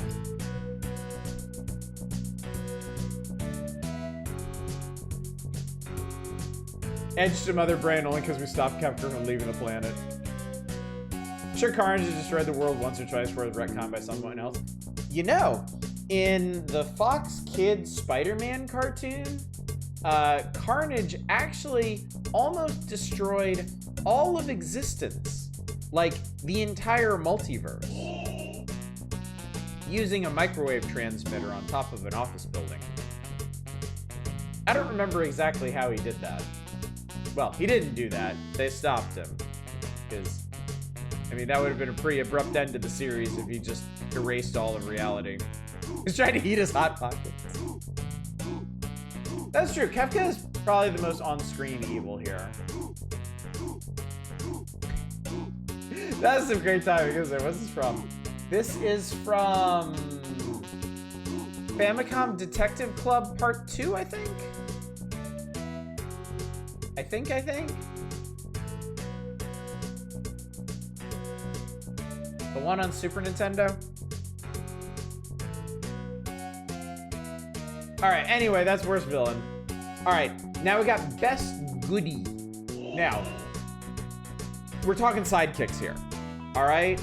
Best goodie is best sidekick. Worst baddie is like worst henchman, okay? So we've had hero, villain, and now we're getting to the subordinates, the supporting characters, okay? Alright, high time for the hard-working sidekicks to get some recognition, so we've added this new category to do just that. These characters play supporting roles. Okay, and I love that they bothered to put the game that they're from in parentheses, because most people are not going to recognize these by name. Alright, we got On Guard. That's the swordfish from Donkey Kong Country. Rambi is the rhino from DKC. Interceptor is Shadow's dog from Final Fantasy III, we now know as Final Fantasy VI. The Eticoons from Super Metroid, I think, are the three little guys that teach Samus how to wall jump. Wicket is, of course, the Ewok from Super Return of the Jedi. Cranky Kong is Cranky Kong. And Dachola from Super Metroid, I think, is the ostrich thing that teaches her how to do the speed booster jump, I think. So we have 7 options here. 3 of them are from Donkey Kong Country, and 2 of them are from Super Metroid, leaving only 2 of 7 options not from first-party games. These are all shit. On Guard or Rambi would be your pick. They affect the gameplay in the most fun ways to make them stand out. I mean, it's gonna... I mean, just statistically, it's gonna be one of the DKC characters. Wicket, he's such a good sidekick, you play as him. Wicket, because fuck you. Actually, yeah, of all of these options, Wicket is the only one you actually get to play as, which is kind of funny. On Guard did make the water levels more palatable. Not that they were bad to begin with. DKC actually has really good water levels, which is something it probably deserves more credit for. Super Metroid critters are pretty much unnamed blinking on this. Yeah, you know what? I bet they're specifically why they put the name of the game in parentheses. Like, people who played DKC, Final Fantasy III, and Super Jedi, or people who just know Star Wars at all, are gonna know who those characters are. People who played Super Metroid won't even know those characters by name. I didn't. I technically don't know who the fuck a Dachola is. I'm just guessing. Only because I managed to, like, culturally osmose up the name Eticoons from somewhere. Like the DKC water levels a fair bit. And then I would not be able to tell you the fuck the Super... Yeah, exactly. Ridiculous. I would argue that Wicket being playable disqualifies him from sidekick status. I'm not gonna argue with you because this is a really stupid category and I hate it anyway. So. Worst baddie.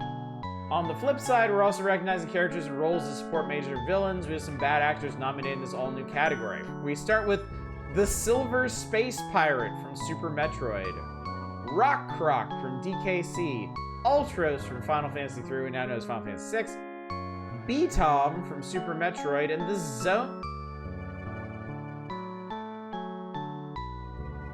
Zone Eater from Final Fantasy III.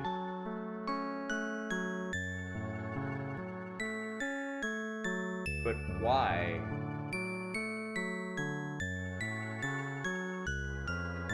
Let's make a quick list of all the not major villains in Final Fantasy III that they should have picked before the Zone Eater. The Zone Eater is a worm on Triangle Island in the world of Ruin that sucks you up so you can go to the secret dungeon where Go-Go is. It has no personality. It's basically a living door.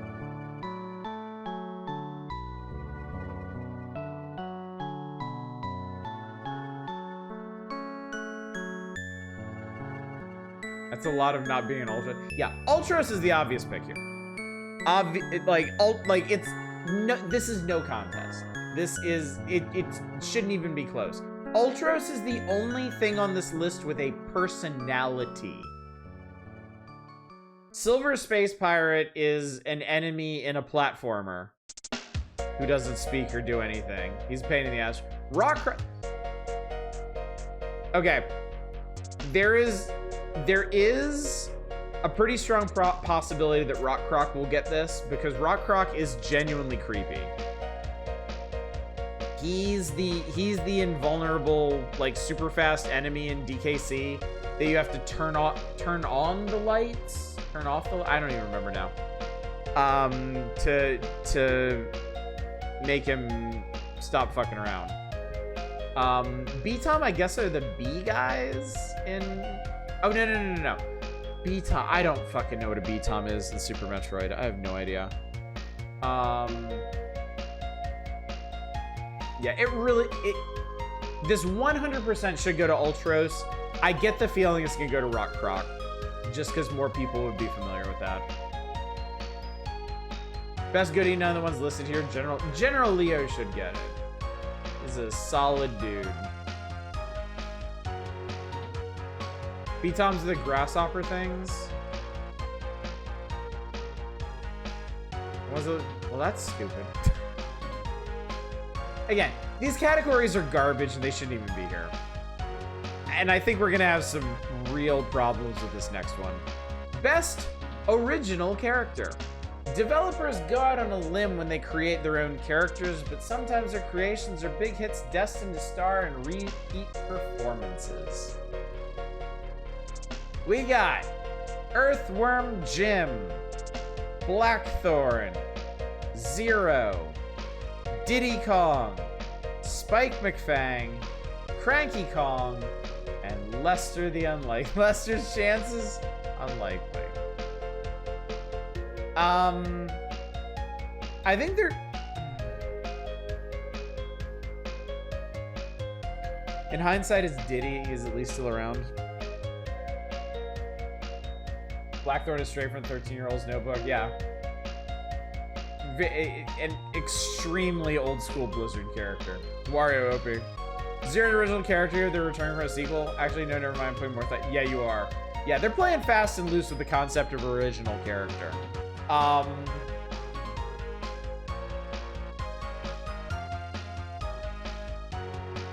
Yeah, I think the magazine will either pick Earthworm Jim. It may be Diddy Kong. Yeah, it's either gonna be Earthworm Jim or Diddy Kong. If Diddy Kong doesn't win Best Hero, maybe he'll get Best Original Character. You'd pick Zero since he has personality. My own pick, I don't give a shit. I don't care about this one. I think of these characters on here, I would say Diddy Kong probably deserves it the most. I would probably pick Spike McFang. Because I enjoyed that game a lot, and I like Spike's character.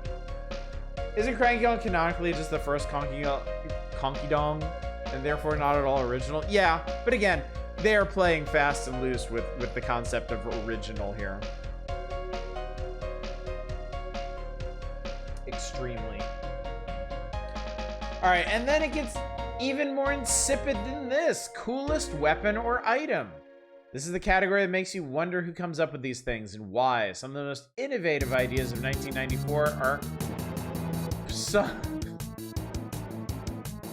Some of the most innovative ideas of 1994 have been nominated. This Super Game Boy.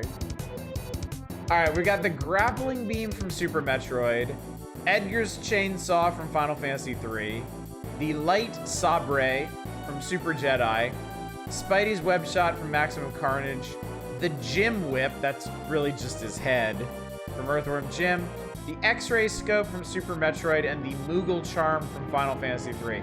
I'd like to just take this opportunity to remind you that the Moogle charm from Final Fantasy III is basically a switch you turn on to have no encounters. Edgar's chainsaw is disqualified for how often it doesn't do what you want it to do.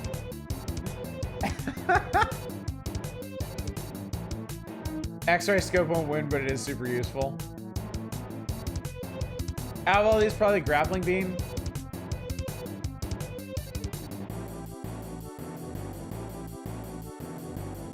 I think there's a good chance that kids will kind of skim over this one because it's not a very interesting category. I can see the grappling beam winning. I can see the lightsaber winning.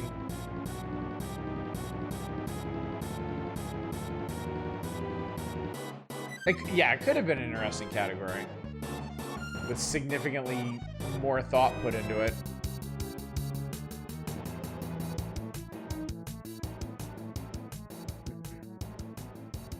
Everything listed here boring. All right, on to the next page. Best setting or story. I don't need to tell you my pick for this, but the stories behind the games can make or break the gaming experience. Some, such as The Legend of Samus Aran, are rich enough to span several games. So, which game has the best setting or story, chat? Final Fantasy III, Earthworm Jim, Donkey Kong Country, Illusion of Gaia, Blackthorn, Super Metroid, Super Return of the Jedi, or Demon's Crest? Did you play Super Return of the Jedi? Yes. Quite a bit, in fact. I've done 2 rather long plays of Super Return of the Jedi already. Earthworm Jim, obviously. Earthworm Jim does have an interesting setting. I don't enjoy playing through it, and it's not my particular kind of aesthetic, but I will give them credit for artistic vision there. I will be genuinely really, really angry if Final Fantasy III doesn't win this. I will be slightly less angry if Illusion of Gaia or Super Metroid win this. Maybe Demon's Crest, but I'll still be angry.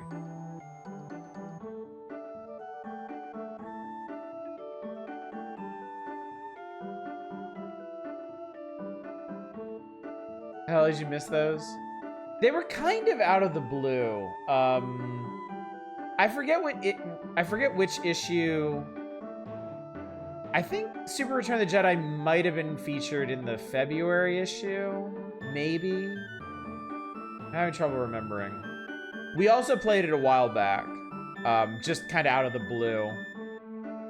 I think it showed up in some preview or something, but yeah. I love Super Jedi, but it is hard as balls. Blackthorn was kind of cool thematically, not shows enough to call it the best setting. But yeah, I wouldn't call it the best setting. It was, you know, I appreciate that it had some decent world building going on. That it had, they tried to flesh it out at least. But yeah. All right, coolest transportation. This year's games featured modes of transportation that ran the gamut, ranging from airships to flying dinosaurs. The standouts appear in this category.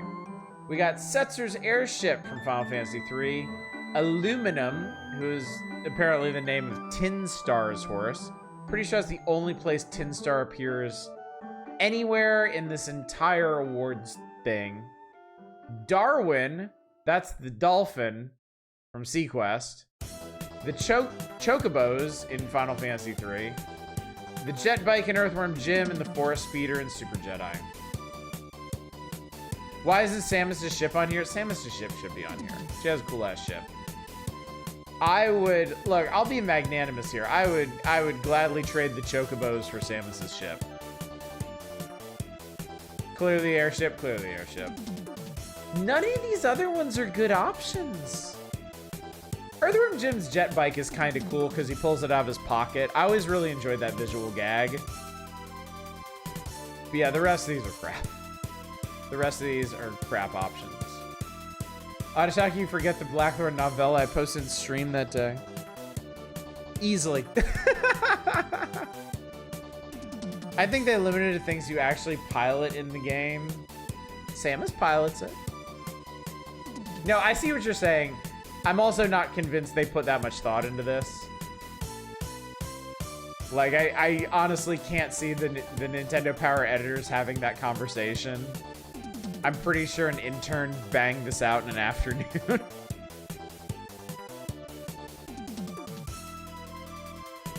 Where's Epona? I do like chocobos. You're gonna put the Cesar's airship there too. I'm gonna pick the airship. Final Fantasy VI, I think, is a bad game to highlight chocobos for. Like, chocobos were much more prominent and frankly much more interesting in Final Fantasy IV. They will be again in Final Fantasy VII, but they were just kind of there in 6. Well, we know now is 6. They get the cool scene when you escape from Figaro when Kefka first shows up there. But outside of that, like, they're really, really niche. Funny you say that because for you, they felt they were just kind of there in 7. Well, they can be if you don't touch chocobo breeding. But yeah, chocobo breeding is huge in 7. It is huge and it's important. Like, there are whole sections of the world in 7 that are inaccessible unless you participate in chocobo breeding.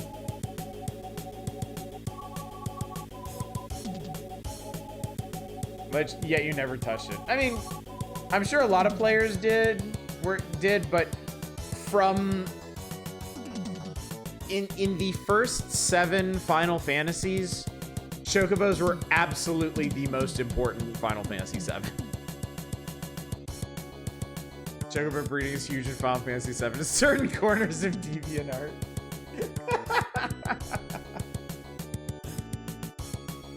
All right, anyway, best move.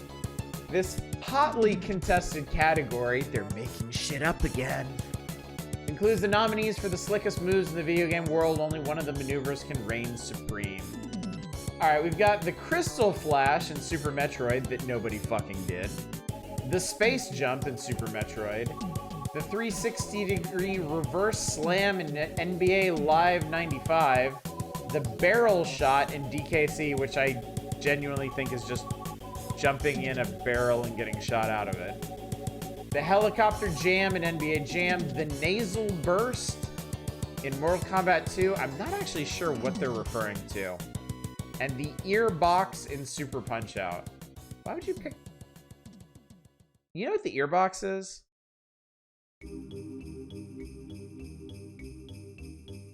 Because I do. I actually understand what they're going for there. Sanction. I don't know shit about any of them except for DKC, but even then. These are mostly bad choices, yeah. I'm beginning to think this whole page is just bad ideas. The fuck is the name? I don't know. I don't know what the nasal burst is. I assume it's a fatality, but I don't know which one that would even be.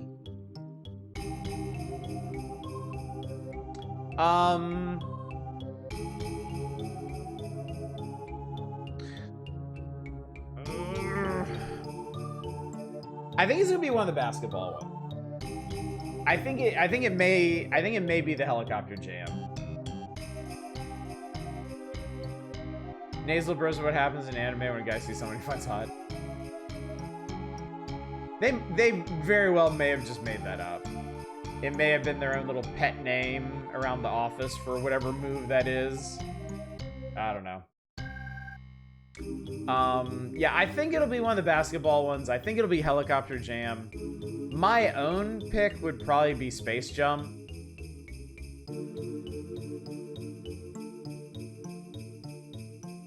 But I mean, it's like...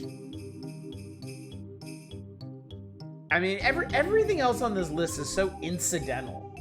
It's either a thing that happens by default or it's super fringe, whereas the Space Jump changes how you interact with the game. All right, and then chat, we have best overall game and why is it Donkey Kong Country?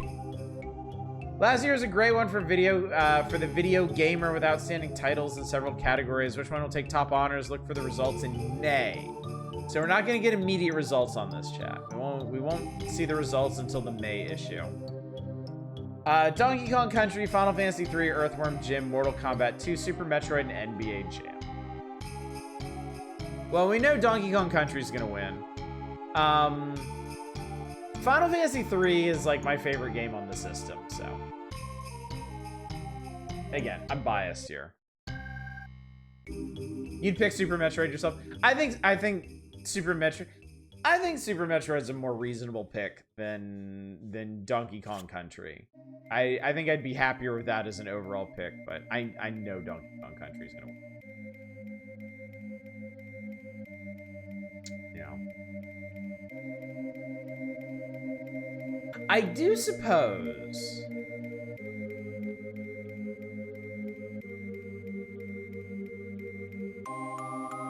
Okay, there's no way Earthworm Jim wins. No way. I feel like there is technically an outside chance Mortal Kombat or NBA Jam could win this. I think it really just depends on the respondents. If the majority of the respondents are big Nintendo fans, then yeah, it'll be DKC. If a lot of the respondents are arcade kids, then you're getting MK or NBA Jam. I vote NBA Jam because it pisses Oddish off. I dropped Final Fantasy III in the Ruined World. I need to actually go back and play it all the way. Yes, you do. Yes, you do. Absolutely worth it. Super Metroid is the one I'm most likely to go. I don't have any other games going on. I have some time. I'm going to sit down and play this. Super Metroid has a very long shadow, I think.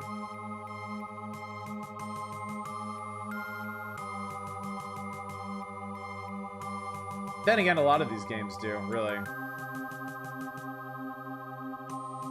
I think I think in the long run, I think Final Fantasy VI ended up being a little overshadowed by Final Fantasy VII. I think 7 had an outsized influence on the series from that point on. I mean, DKC certainly has a legacy. It was the start of a trilogy, and they're still making Donkey Kong games more or less influenced by it. Earthworm Jim was kind of a flash in the pan. But, I mean, Mortal Kombat 2... Mortal Kombat 2, I think, was an important step for the Mortal Kombat series. I think what they did in Mortal Kombat 2 continues to echo even now. Super Metroid obviously was extreme. Super Metroid might be the most influential game on here.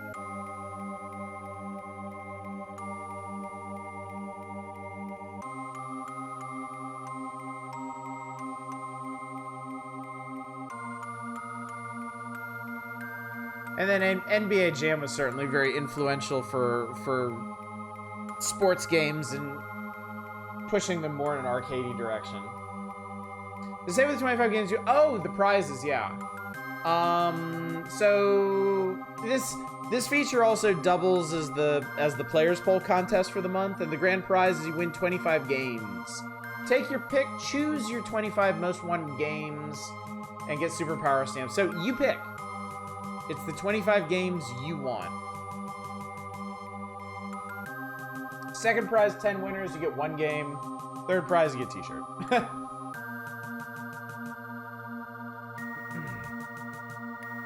So yeah. All right, chat. Well, mark time for 25 Japanese imports. 25 copies of Paladin's Quest. Any release game, I suppose.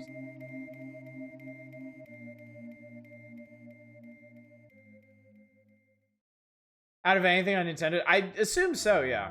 I assume so. Anything... Yeah, any Nintendo, Super Nintendo, Game Boy game at this point. What little slice of wretchedness I missed? Bubsy 2, PM Collector Boy. Tonight was Bubsy 2 night. On not just one console, but two. We played Super NES Bubsy 2, and we played Game Boy Bubsy 2. And it was wretched indeed. Metroid and Metroid 2, they were examples. Super Metroid codified both the exploration and backtracking to define the genre and solidified Samus. Yeah. Super Metroid is the Metroid game. Super Metroid is the one that established the Metroidvania formula. So yeah, its influence can't really be overstated. I can get that on Steam, unfortunately. Yeah, we all can, can't we? Yeah, Metroid and Metroid 2 are important steps towards Super Metroid, but Super Metroid is the one. It is the one that made Metroids what they are, and spawned an entire genre subsequently. Seen indie JRPGs partially inspired by Final Fantasy VI, haven't seen any specifically trying to fully be entire. Yeah. Final Fantasy VI is very singular. Final Fantasy VI has a very, like, it's just unique on a lot of levels. It has a unique look. It has a unique feel. It has a unique story. It has, you know, unique character moments. It's special. It's very special. But that also means it doesn't have the same influence that other games did. Haven't seen any inspired specifically by what Final Fantasy does. Final Fantasy VI does, yeah. Yeah, I know what you mean. I know what you mean. And I kind of think that's a shame. But yeah. It might be a difficult thing for people to try and recapture. Ironically, one of the fewest actual Metroids.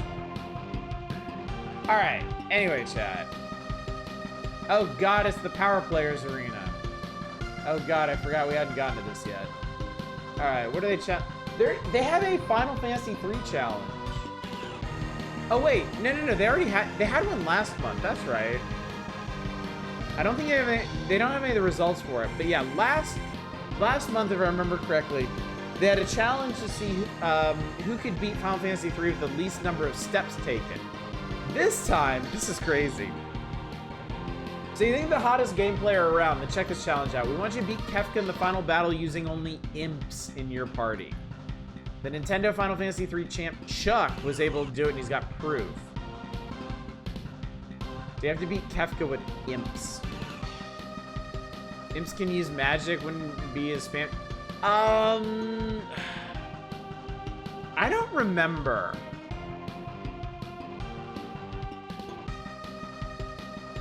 You don't have to get imp. The green cherry is like an on-off switch.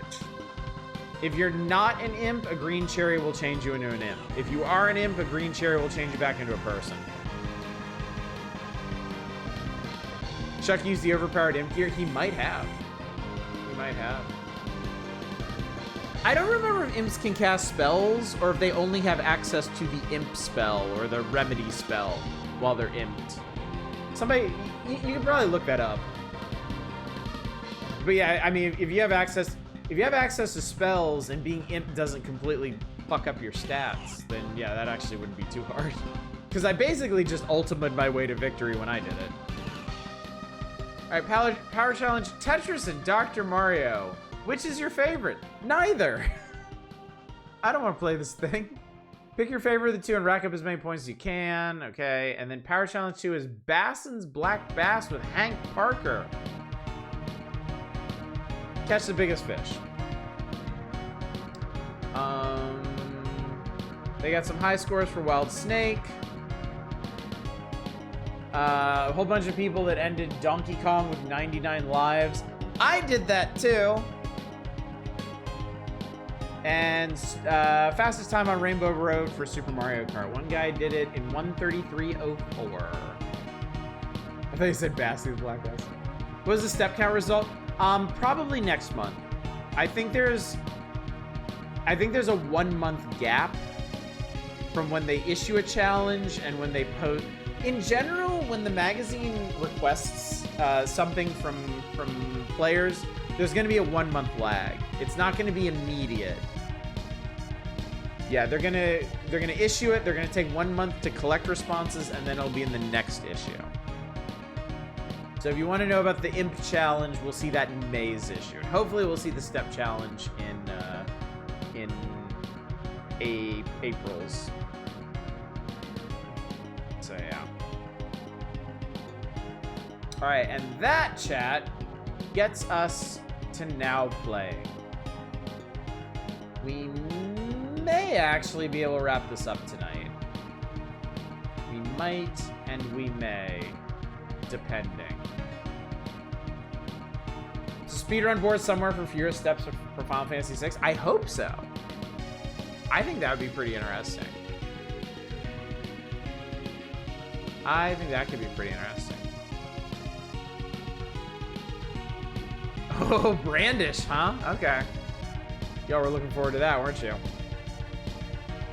All right, so let's talk about Artie Lightfoot. Have I played this game before, chat? The name sounds familiar, but I can't remember. Artie Lightfoot outfoxes the competition. Artie Lightfoot and Peck, Kirby-like helper, set off for an adventure that leads them into danger. Throughout 7 worlds, he must gather the pieces of the shattered rainbow of power and end Visconti's evil reign. The pieces are scattered between land and sea. Artie uses Peck as a weapon. He also must puzzle through certain areas. Okay, the quality of the writing here has dropped off severely. Like, they are not even using complex sentences here. The pieces are scattered between land and sea. Artie uses Peck as a weapon. He must also puzzle through certain areas. This was written by a middle schooler. The variety of platform action includes jumping on moving objects, among other things. What the fuck? Can you believe that the Steam version of Big Ring said DLC called Your Winner? I think the entire game released one giant troll. How could it not be, really? Shocked they didn't put Artie's control as a downside. Fun platform game with lots of variety. The object-oriented password is difficult to record. I mean, from a Nintendo Power standpoint, they basically just declared this the best game ever made.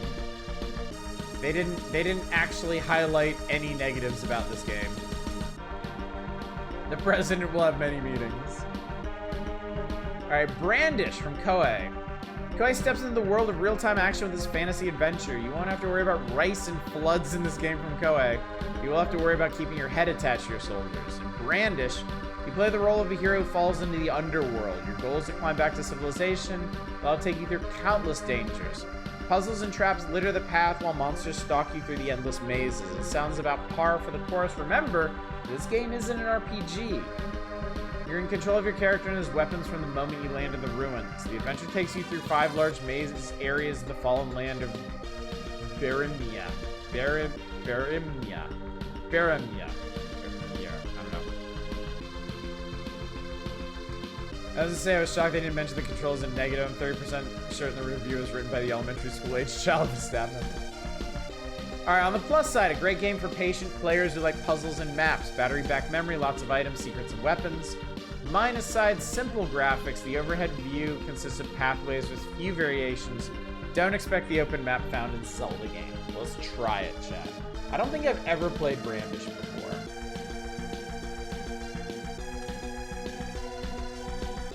Oh shit, Brandish is just Undertale's plot. If it starts with a talking flower, I'm gonna scream. . 」 « « 」 « 」 « 」 « 」 « 」 « 」 « 」 « 」 « 」 « 」 « 」 « 」 « 」 « 」 « 」 « 」 « 」 « 」 « 」 « 」 « 」 « 」 « 」 « 」 « 」 «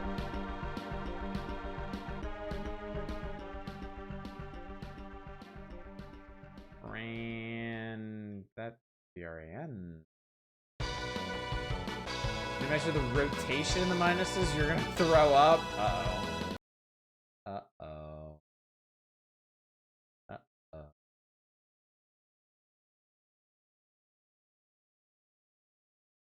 How about that Delta Rune?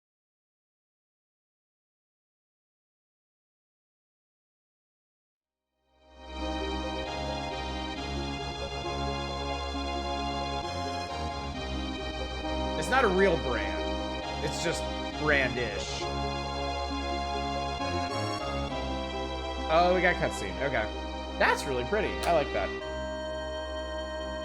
The small kingdom of Baramio was once protected by the dragon. Capital D dragon. In the center of the kingdom, piercing the sky itself, stood a tall, majestic tower which symbolized this land.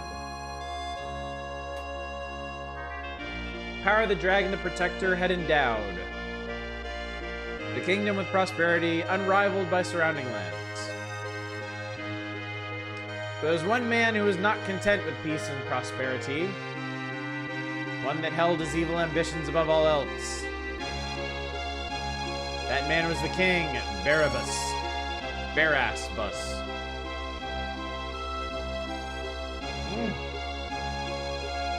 Barabbas believed the power of the dragon to be his own and thought to conquer the world with it. Under the command of the king, the army forced. This is a Falcom game? Okay. Their way into the tower and attacked the dragon. That is a fucked up dragon. It's like a predator dragon. The dragon did not resist. Instead, it released an incredible burst of energy in exchange for its life.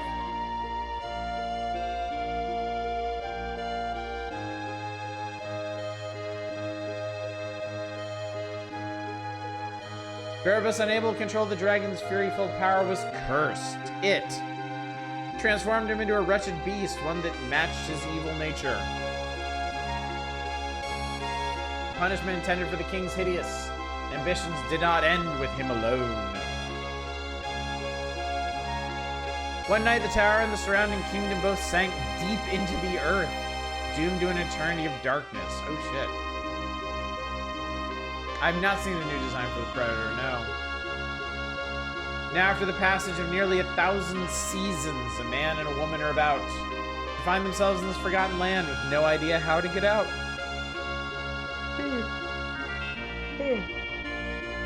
Excuse me.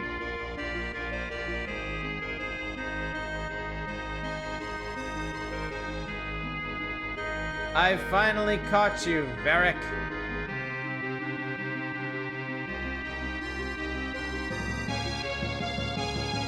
You destroyed my teacher, but today it's my turn. Take this, Varric. Fireball his ass. Shaboom!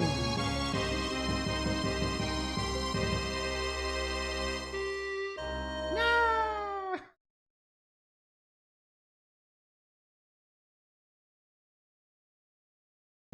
Alright, let's Brandish. We'll use that save slot. Thank you.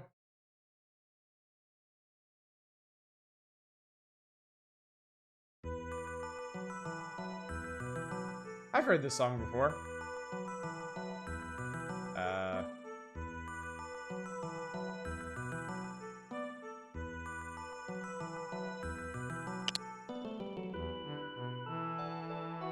How do you... What's just happened? What in... What the... Seriously? Oh, God.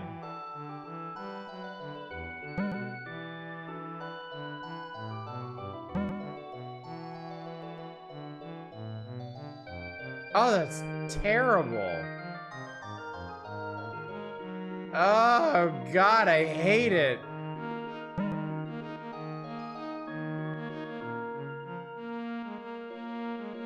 I'm just gonna sidestep everywhere.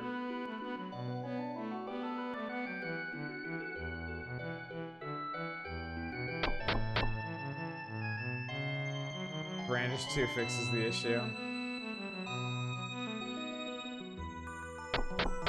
Oh yeah, this is somebody's original vision.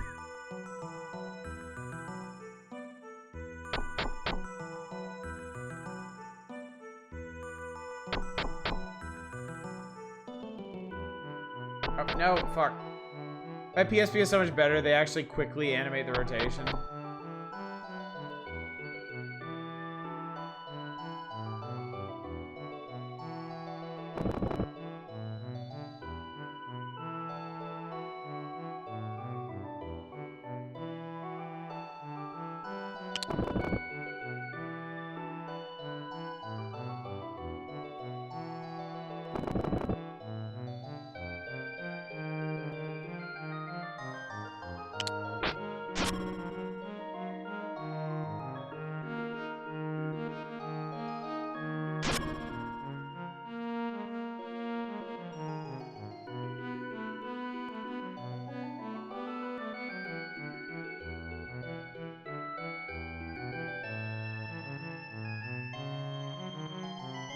Oh, that's weapon durability? Oh dear.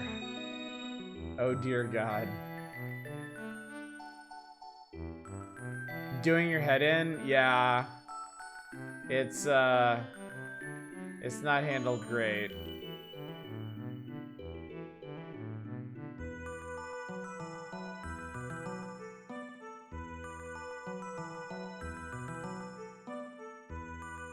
Oh God. Oh no, don't. Oh God, the enemies can circle strafe you.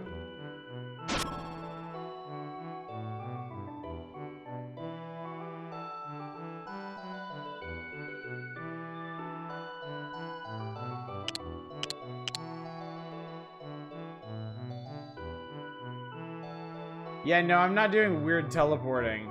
I'm trying to turn.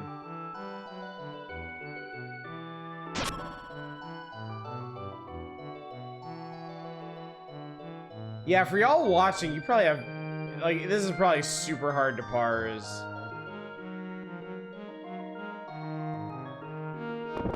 Oh, I just needed to do, okay.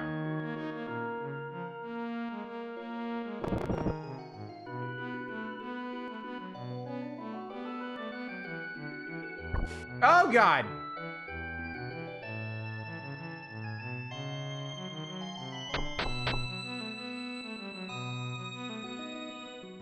Oh, that's why those there. Okay. Let's not play this. I've got a great idea, chat. Let's not play Brandish. This is a silly place.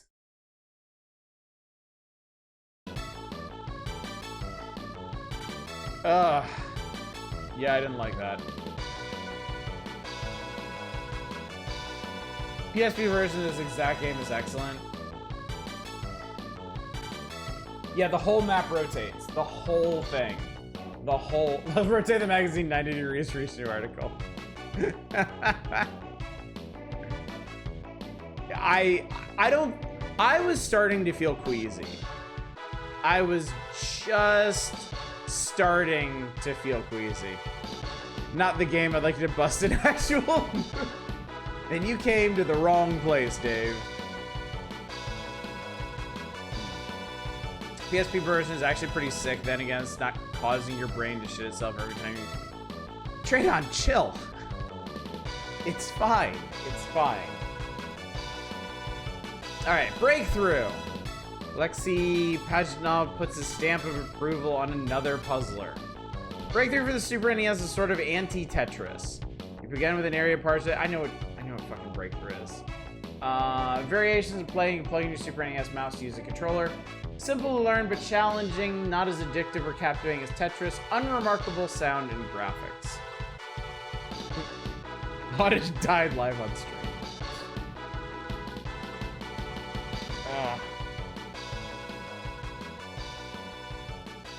And we'll do these two together. Bust a move. Combine your puzzle-solving skills and shooting skills with bust a move. Another deceptively simple action puzzler that can capture players' hearts and imaginations. Patterns of colored bubbles slowly descend while you fire at them from below with a bubble cannon. Okay, we know how this works. It's fun and not as simple as it looks. You can't always aim the cannon with precision. That has not been my experience with Bust a Move, but let's see how this version actually works.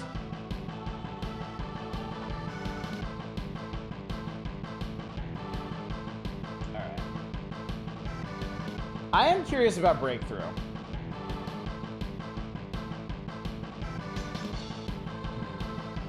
Figured out how to set up button combinations with the Steam Deck's back buttons and made pulling off very nice around a whole lot easier. Oh, it has back buttons. That's nice. Breakthrough. Exclamation. Okay, you chill.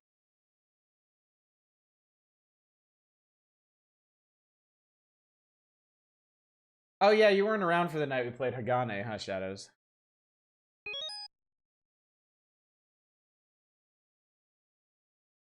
Off prince.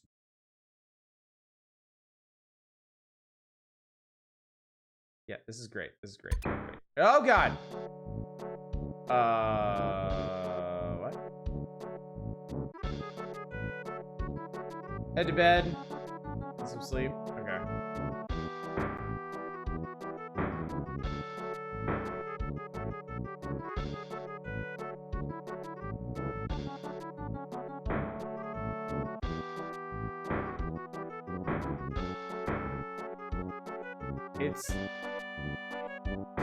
It's just one of these.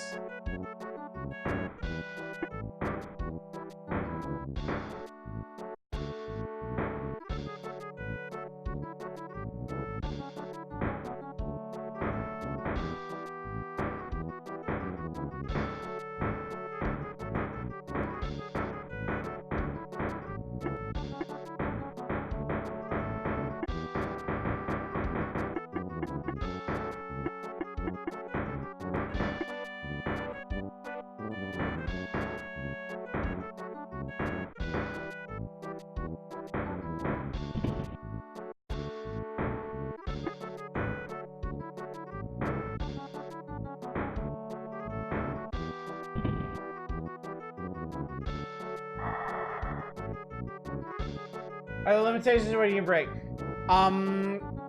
You have to have adjacent colors. You can't break a single block. What the hell? Yeah. No, sorry, I just realized this is...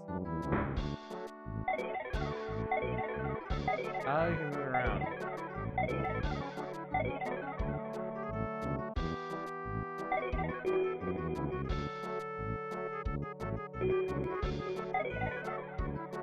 I think that's just supposed to be grid lines for you.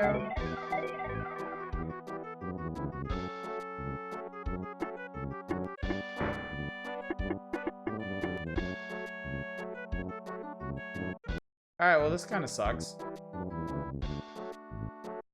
I'm not impressed.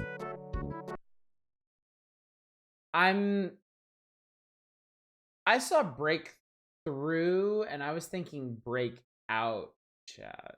I thought this was gonna be... I thought this was gonna be like Arkanoid. You know, happy music, anything Russian looks fucking bleak. Yeah, Breakout is Arkanoid. That's what I was expecting. And that is not what I got. And that makes me sad.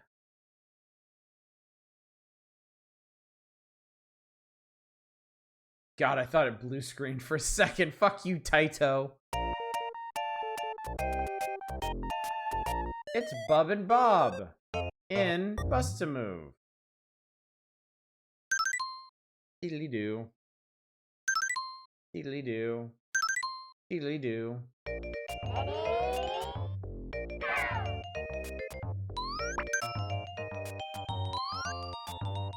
Why'd I do that? Why'd I do that?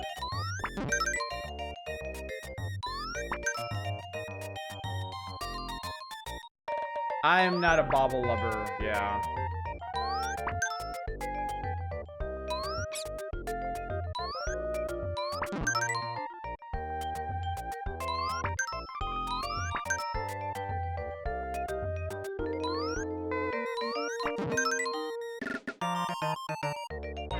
This is the puzzle part with the brawling game. Ready? Go!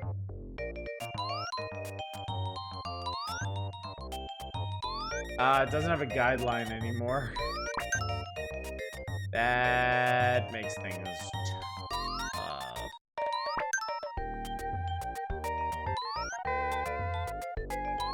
Oh, fuck. Oh, shit. Oh, shit.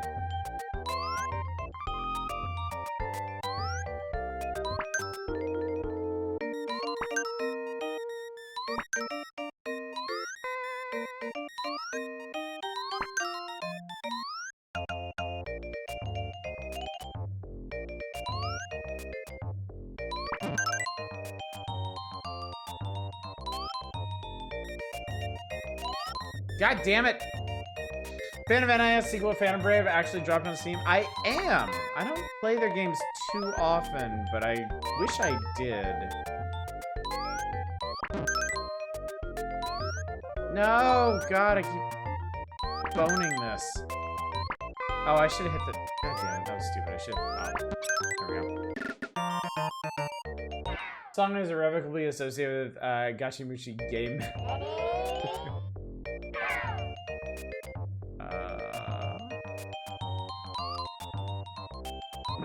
Okay, so I get where Nintendo Power is coming from on this one now. Without the guideline, it's really hard to tell where the ball's gonna end up. No puzzle game is aimed business using crack.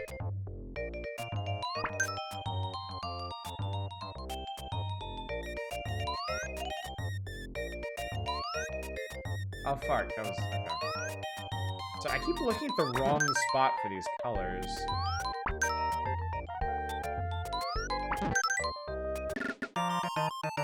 GOG teasers are probably adding Breath of Fire 4. That's cool.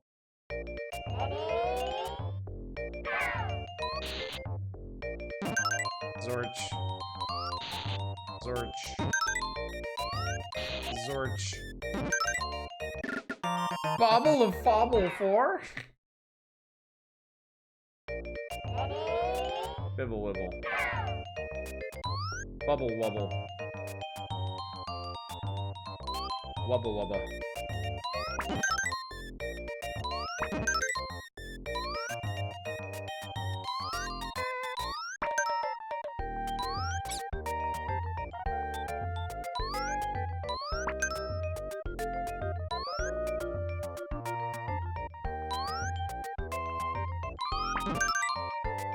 So what's in the bubbles? Like, Souls the Damned?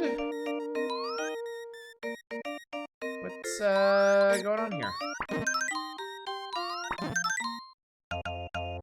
What exactly are Bub and Bob up to here? Heroin? Oh, that was terrible.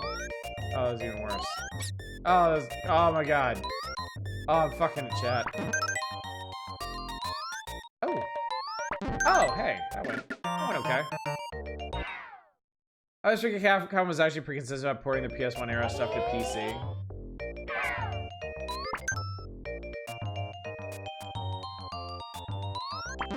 Wow, I can't believe I made that shot. Holy crap.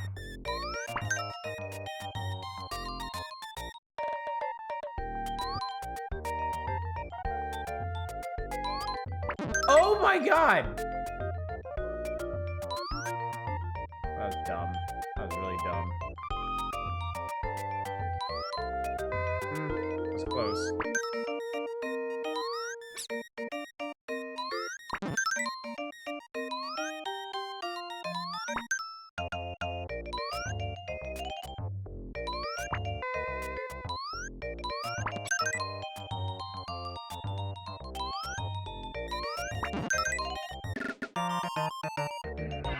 Mega Man Legends had native PC port back in the day. Wow, I didn't know that.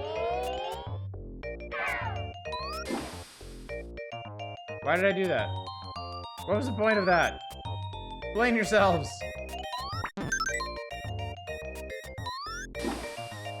Oh, it changed colors. Changed colors. Okay. We're in the forest.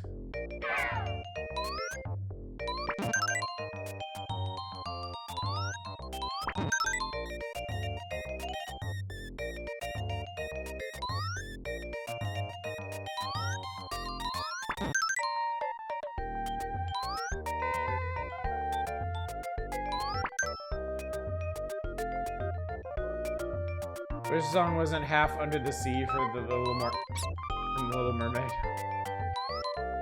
Ah, shit. Ah, shit. Yeah, I hear it now too.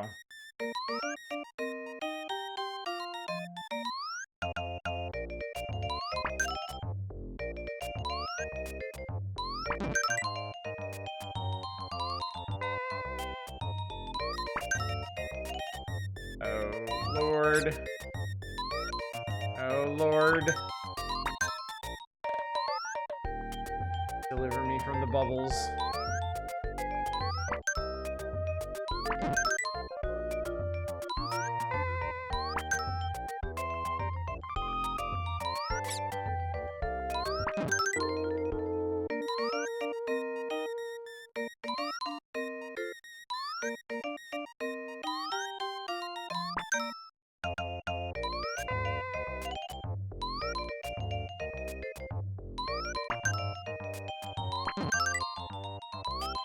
There we go.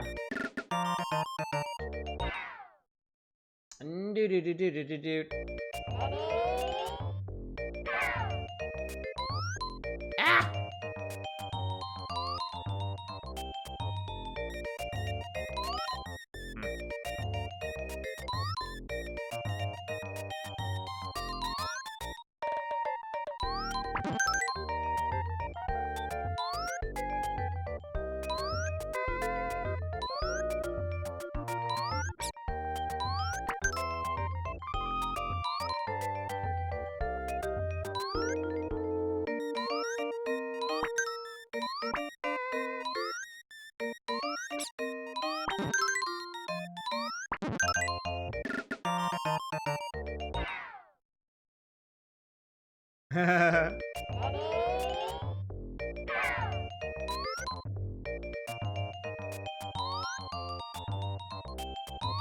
Ah!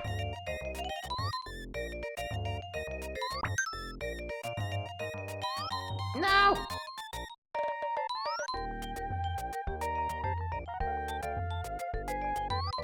Just go over there. Just go away. No. Yee! Ah! Ah!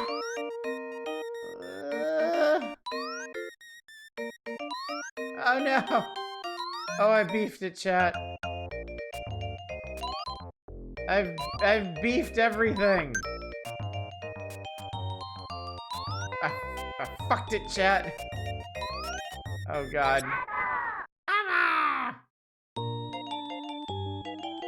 Okay, that's okay. That's enough of that. Okay, somebody requested carrier aces. Let's jump into that sight unseen. Let's see what we think of it. And then we'll read the feature on it.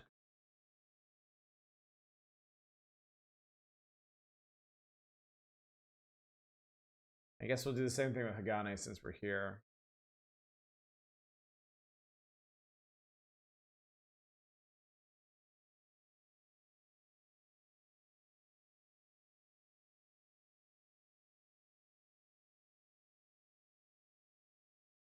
Cyber soft. I prefer to cyber hard.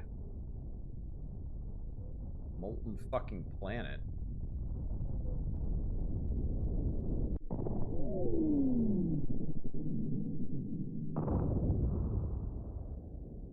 Weird, okay. Planetary fire blue.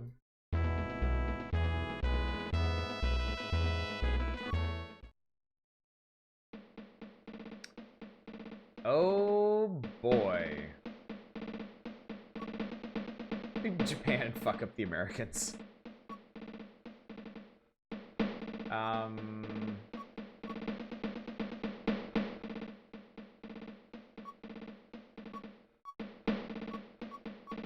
Let's just do a mission. Your target is a destroyer king. She's on picking duty well away from the enemy task force, so it should be easy pickings. Build a squadron, you say?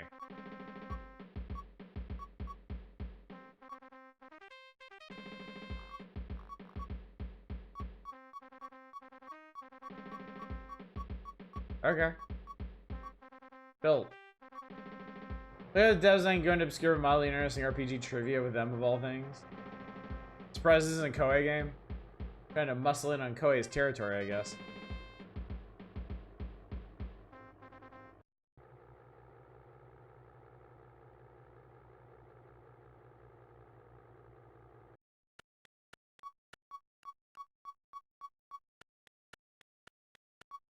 So it seems like I can do something here, but I don't know what. Oh.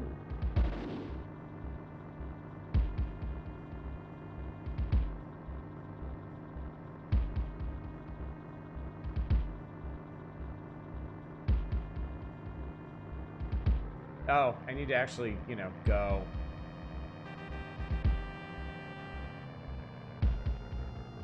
Okay, so that's throttle control. Where are they? I don't even see them. Oh, there they are. Whoa!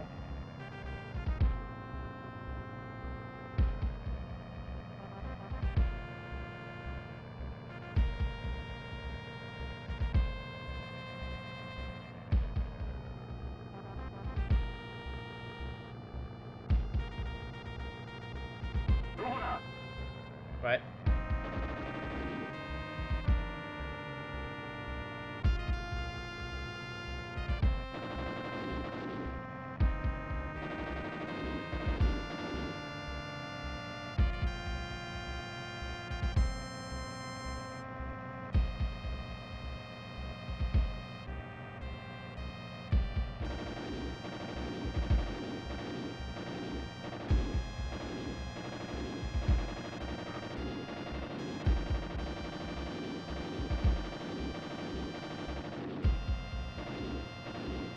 Oh, wow, they actually simulated, like, bullet drop. They legit 2 players, split screen dogfighting sim? It would appear to be so, yes. It would appear to be the case.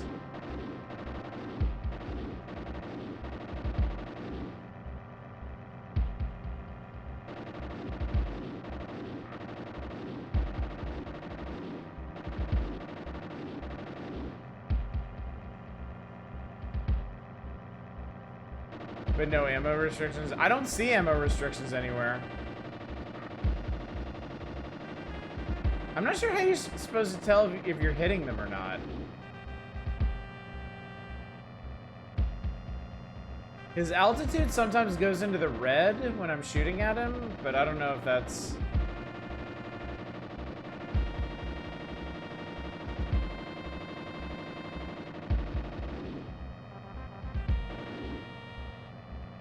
They arcaded up a bit more, this would have slapped. Yeah, it's pretty crunchy for what it is. Looks like you gotta get closer. Well, the problem with that is that his plane is faster than mine. I also seem to have lost him somewhere.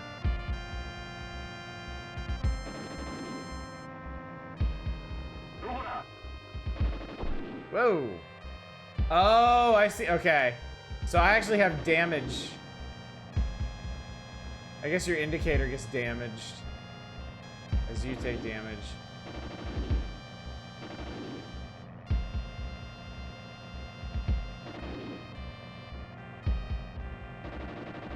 All the reviews are seeing is dogfighting is great, but... Oh, visual great, dogfighting is a pain in the ass. Yeah, I know, my throttle is maxed.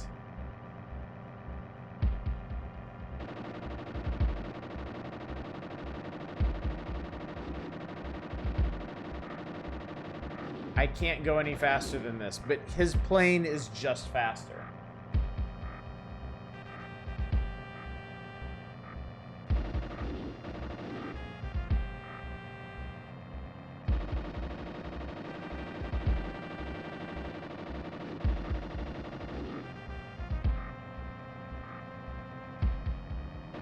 Oh, wait, I see.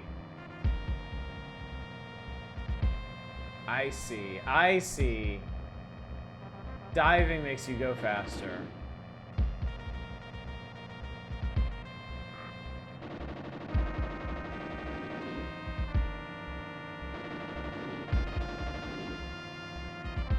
Wow, they made this really crunchy.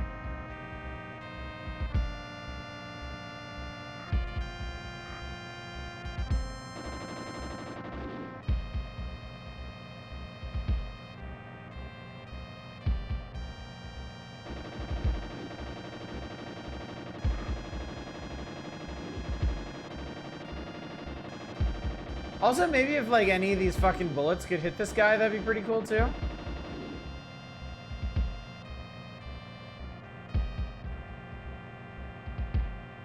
Like, I ain't doing this shit for my health.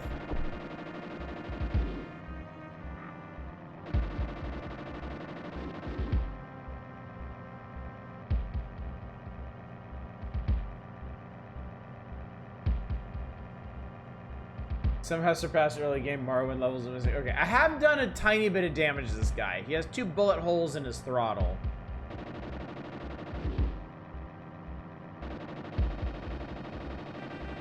But good lord, man.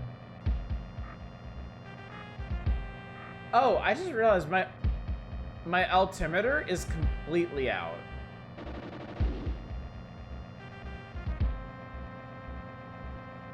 Like, it just straight doesn't function anymore. Shit, I second guessed myself there. Yeah, God, at least ammo isn't limited.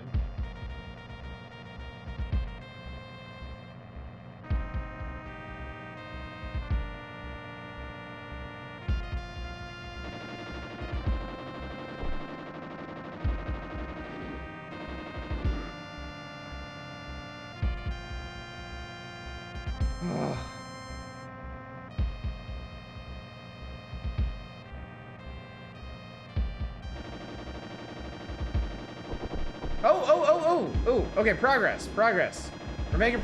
Yes, I got him. No, we're in the single player mode right now. So apparently each battle... Yeah. So apparently your squadron meets up with other squadrons and it's one-on-one fights. That's apparently how this works. So now I just need to do that like 4 or 5 more times.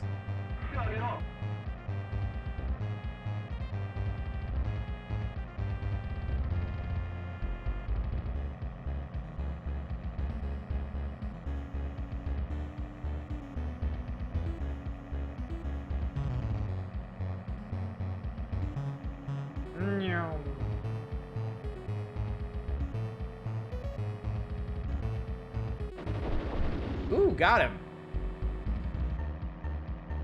Got his ass.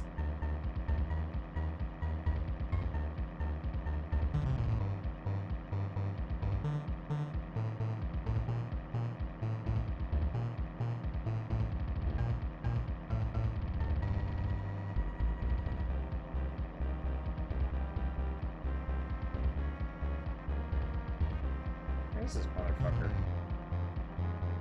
Does he know where he is? Uh-oh.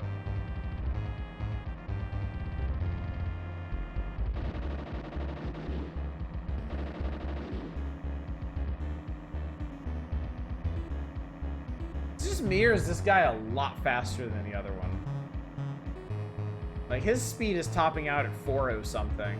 I cannot, like, I can't get that high.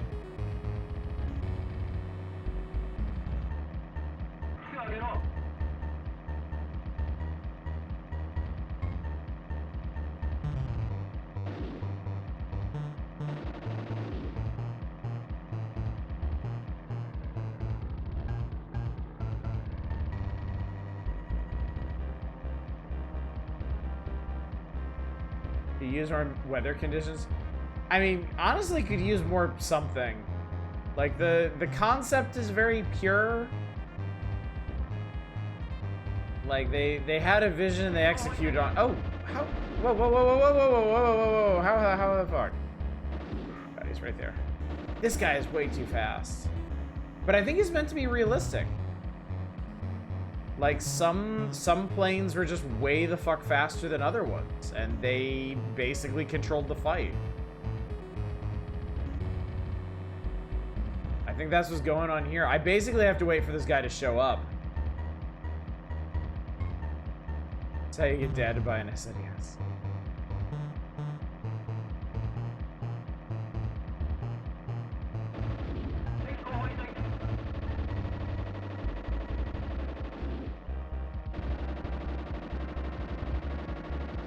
Okay, I think that's enough of that. All right, real quick, let's go ahead and do Hagane too, and then we'll talk about him.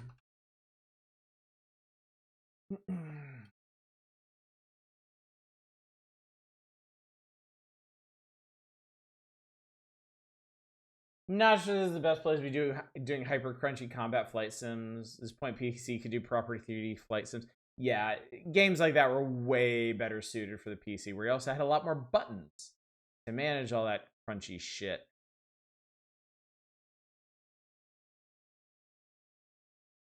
It was interesting. It's very, very interesting.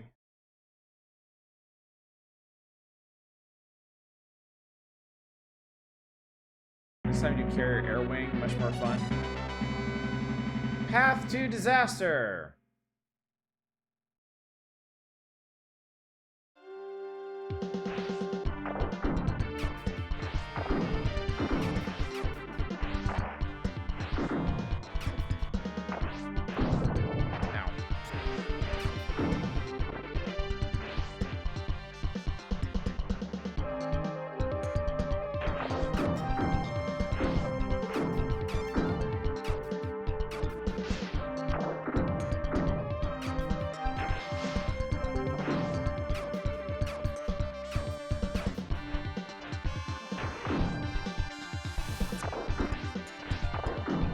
I remember this game had a bit of the swoopy camera issue that like Bubsy did.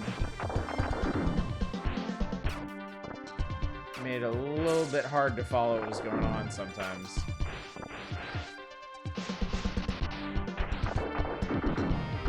Apparently Red Entertainment did this, the Spike McFang devs. Oh god, that's right, there's like an air dash. And I really don't like it.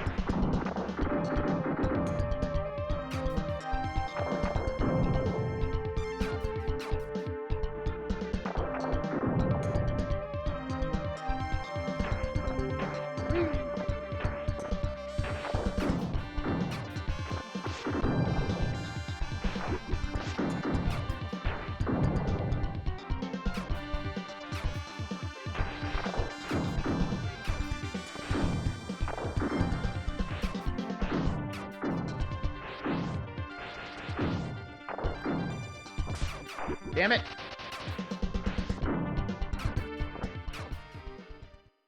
Looks cool at least. According to price, trying a complete in-box copy is $3,000.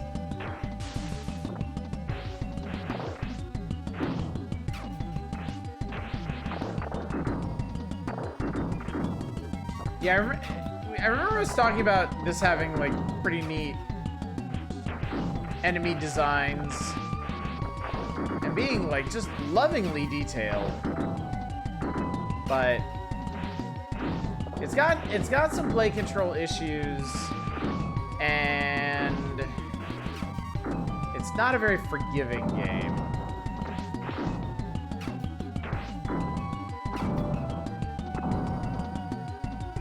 Pretty much one of the expensive SNES games is a Blockbuster. Yeah, that's right. We talked about that. Yeah, it was rental only.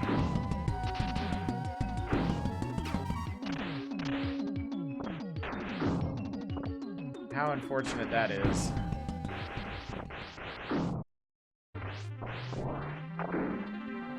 I remember this guy.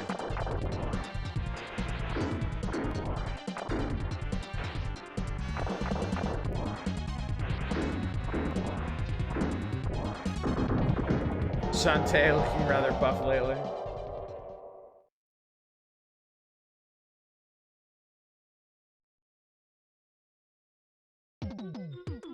Yeah, I don't like this one. This area sucks. This is where the platforming got really obnoxious. For entertainment or insanely talented devs when it comes to presentation, you can tell action wasn't their forte. Spike McFang was kind of like that too. I really enjoyed the presentation in that game, but oh fuck, oh man, yeah, the platforming in this game is ass.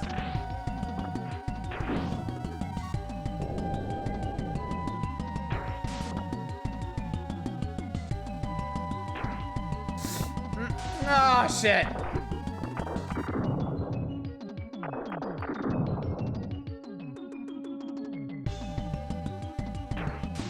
And some of those guys respawn, but some of them don't.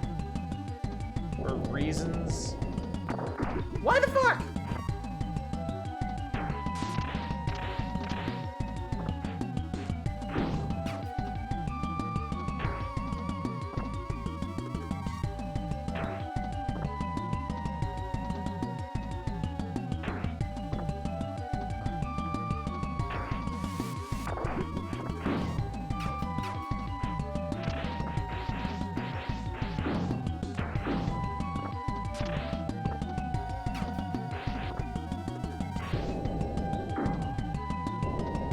Oh shit, wrong button.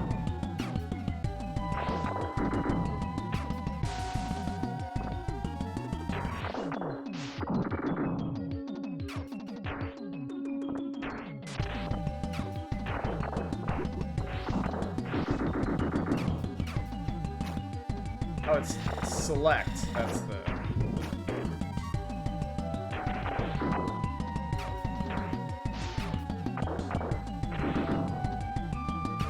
There are other best with series like Sakura Wars, or this is 90% visual novel. Presentation allowed to shine. Okay, did it. Yay!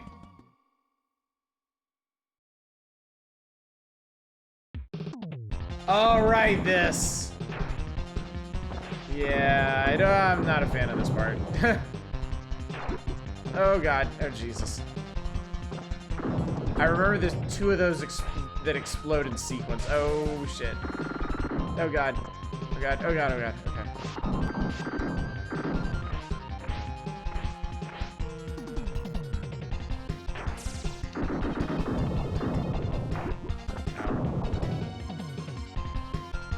No, what the hell? How are you supposed to make that?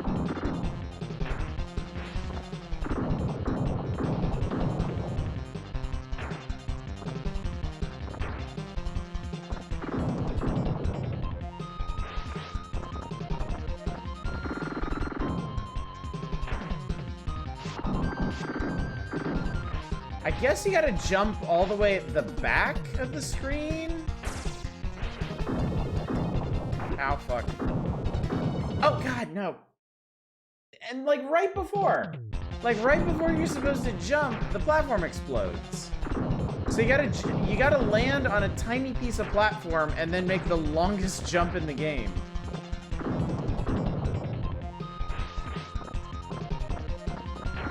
Oh, fuck, no. Oh, god damn it.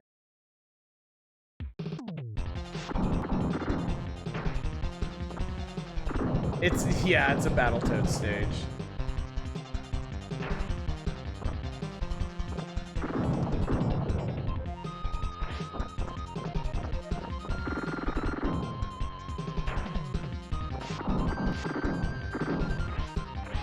A lot of game devs are better about like giving indications on what's about to happen. You know? Okay, I have no idea. I have no idea. I don't know what you're supposed to do there. Yeah, $3,000 for that. How's that for appreciation?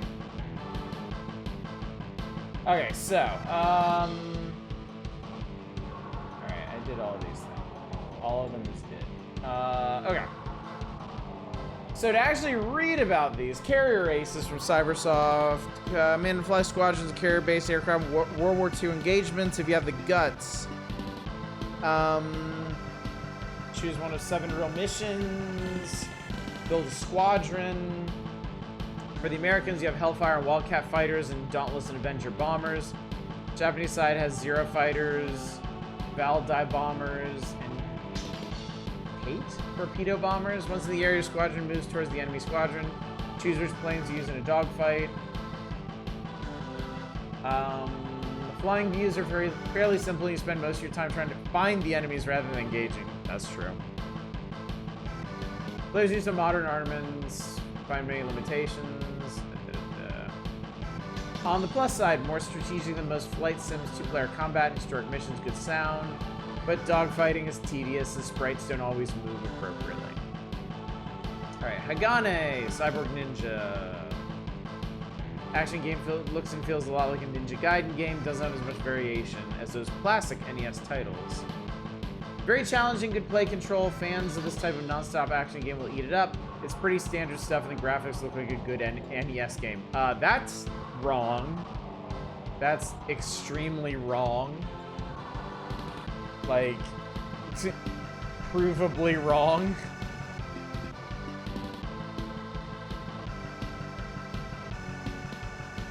Maybe they were playing it on one of those little portable TVs. With like a 4-inch screen. Alright, Ignition Factor.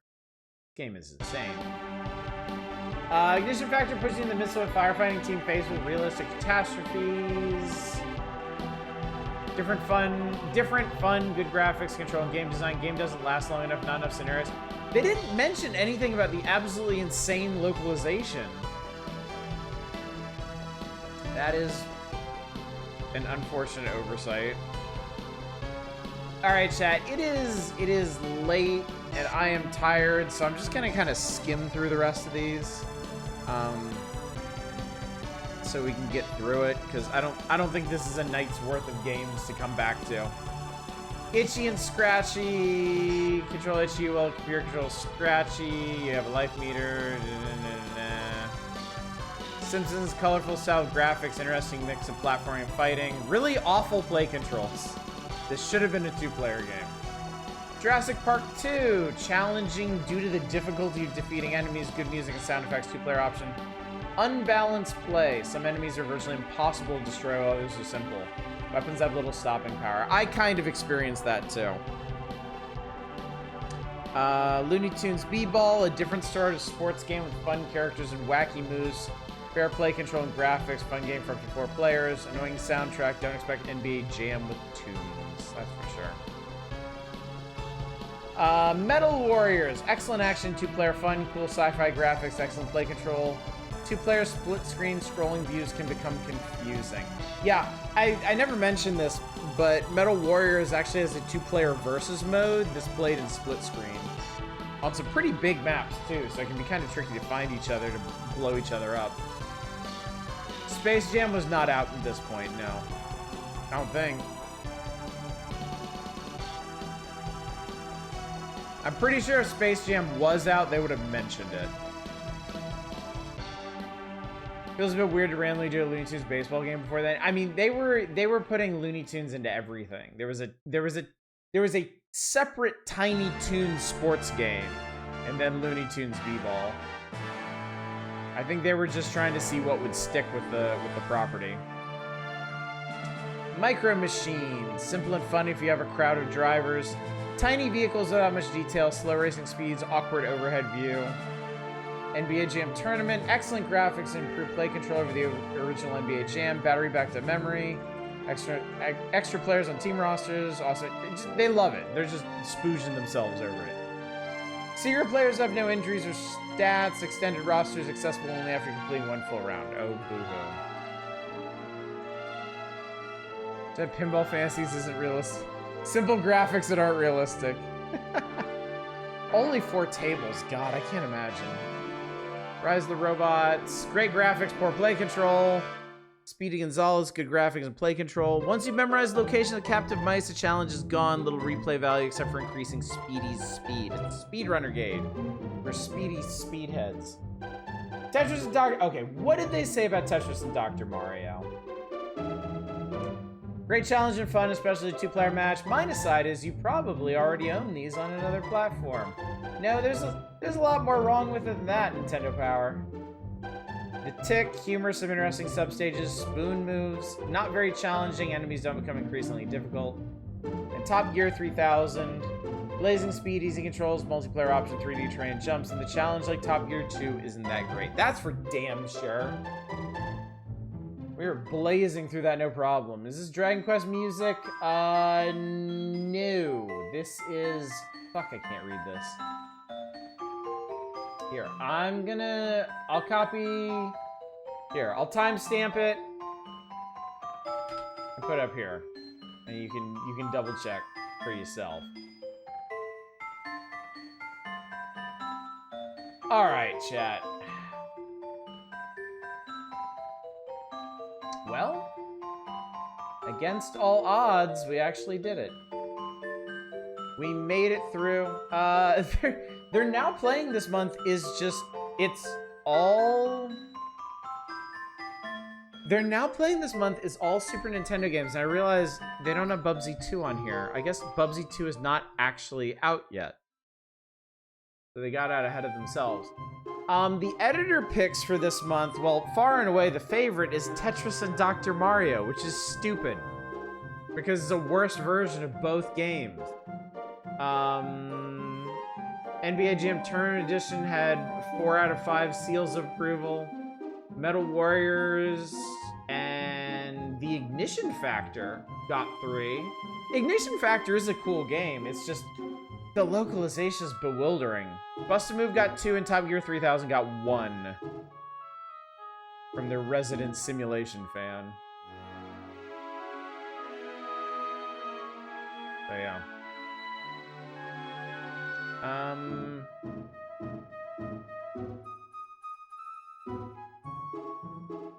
These power meter ratings seem kind of pointless. They're all clustered around 3. The only ones that really stand out are NBA Jam and Tetris and Dr. Mario. And that's for control and theme and fun, which doesn't even make any sense. So yeah. They're not doing much to inspire faith in their decision-making, chat. Not that they ever did, but... Alright, here's what's coming up. Here's what's on the horizon.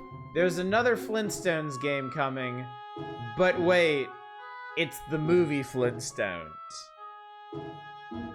It's the Flintstones with John Goodman's face slapped on them. A True Lies game is on the way from Acclaim. It's a top-down action thing. And then we've got a whole behind the scenes on Weapon Lord, which we've already played. We played it in a preview, and it's good. Weapon Lord is actually really fun. And that is apparently on the inferior Super NES version. But yeah, pretty neat game. I look forward to seeing more of this, frankly. Tokusatsu Flintstones. Weapon Lord was designed specifically for online play with the X-Band modem add-on. Well, I mean, the original version of it's on PC, right? True Lies game of top-down... No, I don't think it does. We're all the poorer for it. Lion King on Game Boy. Oh, I just can't wait to not play that. PGA Euro Golf. Appears to be Super Game Boy enhanced. Star Trek Deep Space Nine. So apparently this is being designed by a studio in Hungary. Nova Trade. They may be out of the mainstream on the computer world. PS9 holds surprising promise. Looks like a side-scrolling adventure game. Zooming on Sprite Kira is not going to help you. She's fuzzy on my end too. Did that even come at the Game Boy Lion King? I have no idea. Simulate O'Brien's Amazing Marriage. Hey, Nintendo Power! You think you fit more fonts in here? Adapting Deep Space Nine to a kid's console is so funny. Well, I guess it's the last one they did. Because they had They did OG Star Trek from the fucking 60s on NES and SNES. No, sorry, NES and Game Boy. And then they did Next Gen on Super NES and Game Boy.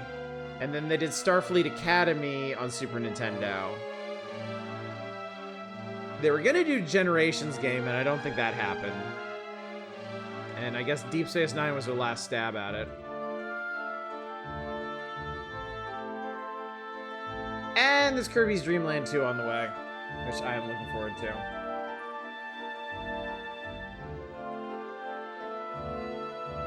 Fuck, I spitballed 6 and started counting, and there's so fucking many. Let's see. Well, this up here is 1, 2, 3. Then 4 for the main text. 5, 6, 7, 8, 9, 10, 11, 12, 13, 14. I count 14. 14 fonts on this page alone. Where's the Joker Man font? It seems like they were heading in that direction with the Lion King one, but didn't quite make it all the way.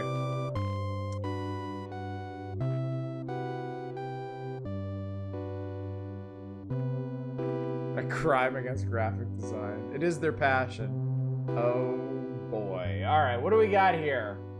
I'm gonna skim this. You have all the classical pieces to suddenly end on. Alright, True Lies on Game Boy, NFL Quarterback Club 2, Big Sky Trooper. Game is a comic book based Zelda-like sci-fi game. Hal Barwood, one of the creative minds behind the Monkey Island games, heads up the design team for this 8 megabit battery backed up game. Never thought I'd see the Monkey Island games name dropped here.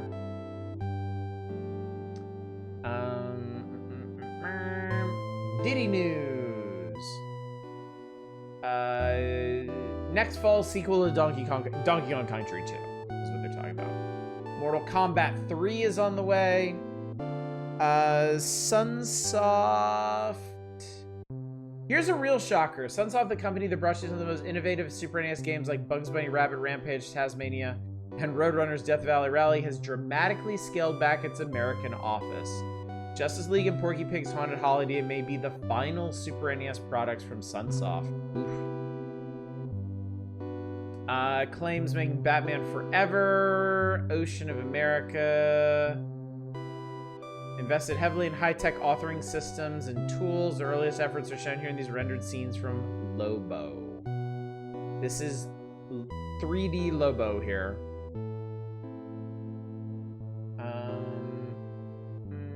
How do we make a game based on the upcoming movie Waterworld for both the new system and the Super NES? Well, we know that happened. I don't believe there was a Lobo game, no. At least not on Nintendo consoles. Acclaim has Big Hurt Baseball with Frank Thomas, Judge Dredd, and Revolution X. Oh boy.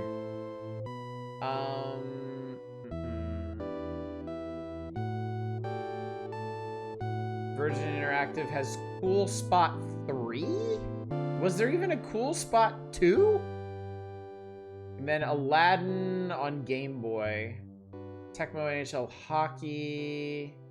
When asked about the possibility of a Super NES Ninja Gaiden, Tecmo said not to count it out. That's one we'd love to see. And it didn't happen. T-posing Gene Simmons, that's Lobo! Lobo from the comics. Bad Mama Jamma. He punches with Superman sometimes. Sony Ubisoft announced the development of Spawn. Shiny's working on Earthworm Jim 2. Activision has an upcoming BattleTech game. An isometric one. I remember this one.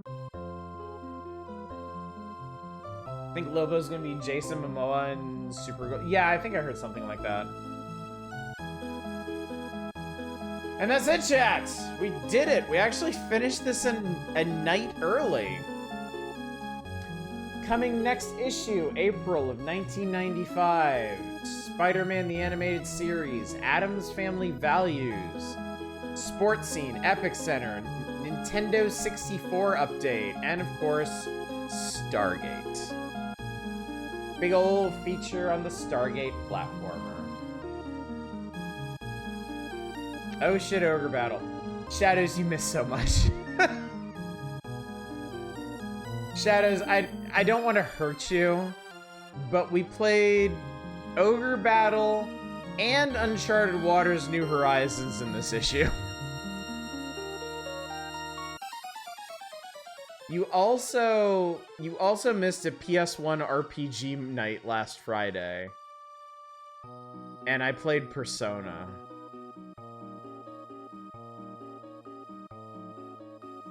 So you might want to go back to the VODs for that one.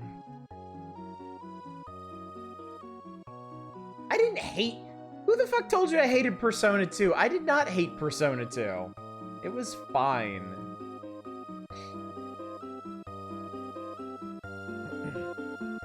We also played Bubsy.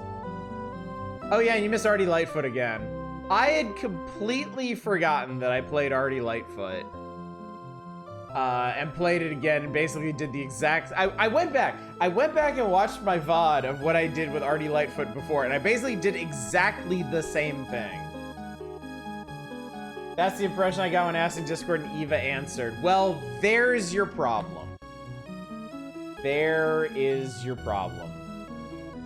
No, we played... What did we play? We played Vanguard Bandits? And that was pretty entertaining. That was pretty cute. Breath of Fire 4 was fun. That game was beautiful. I was really impressed by that. And then Persona 2 was fine.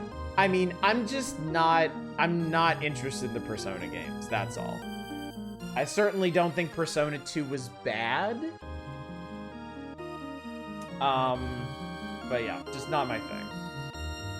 Yeah, I forgot we played Artie Lightfoot so hard, I genuinely didn't... I thought chat was gaslighting me when they said I played it before. I did not... It was gone. It was gone from my brain, completely.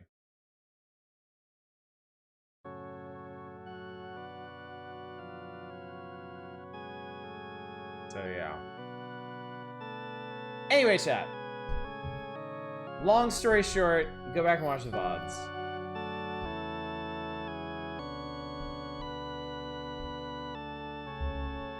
So, anyway, schedule reminders. Tomorrow night, we have the April Community Night. We're going to be in freeware games. Got a whole stack of them to do. Saturday is not going to be the power hours. I am going to take a little break. We're gonna do a little pause on Nintendo Power because I'm gonna mess up the schedule next week. So we're gonna do something console adjacent on Saturday, but I don't know what.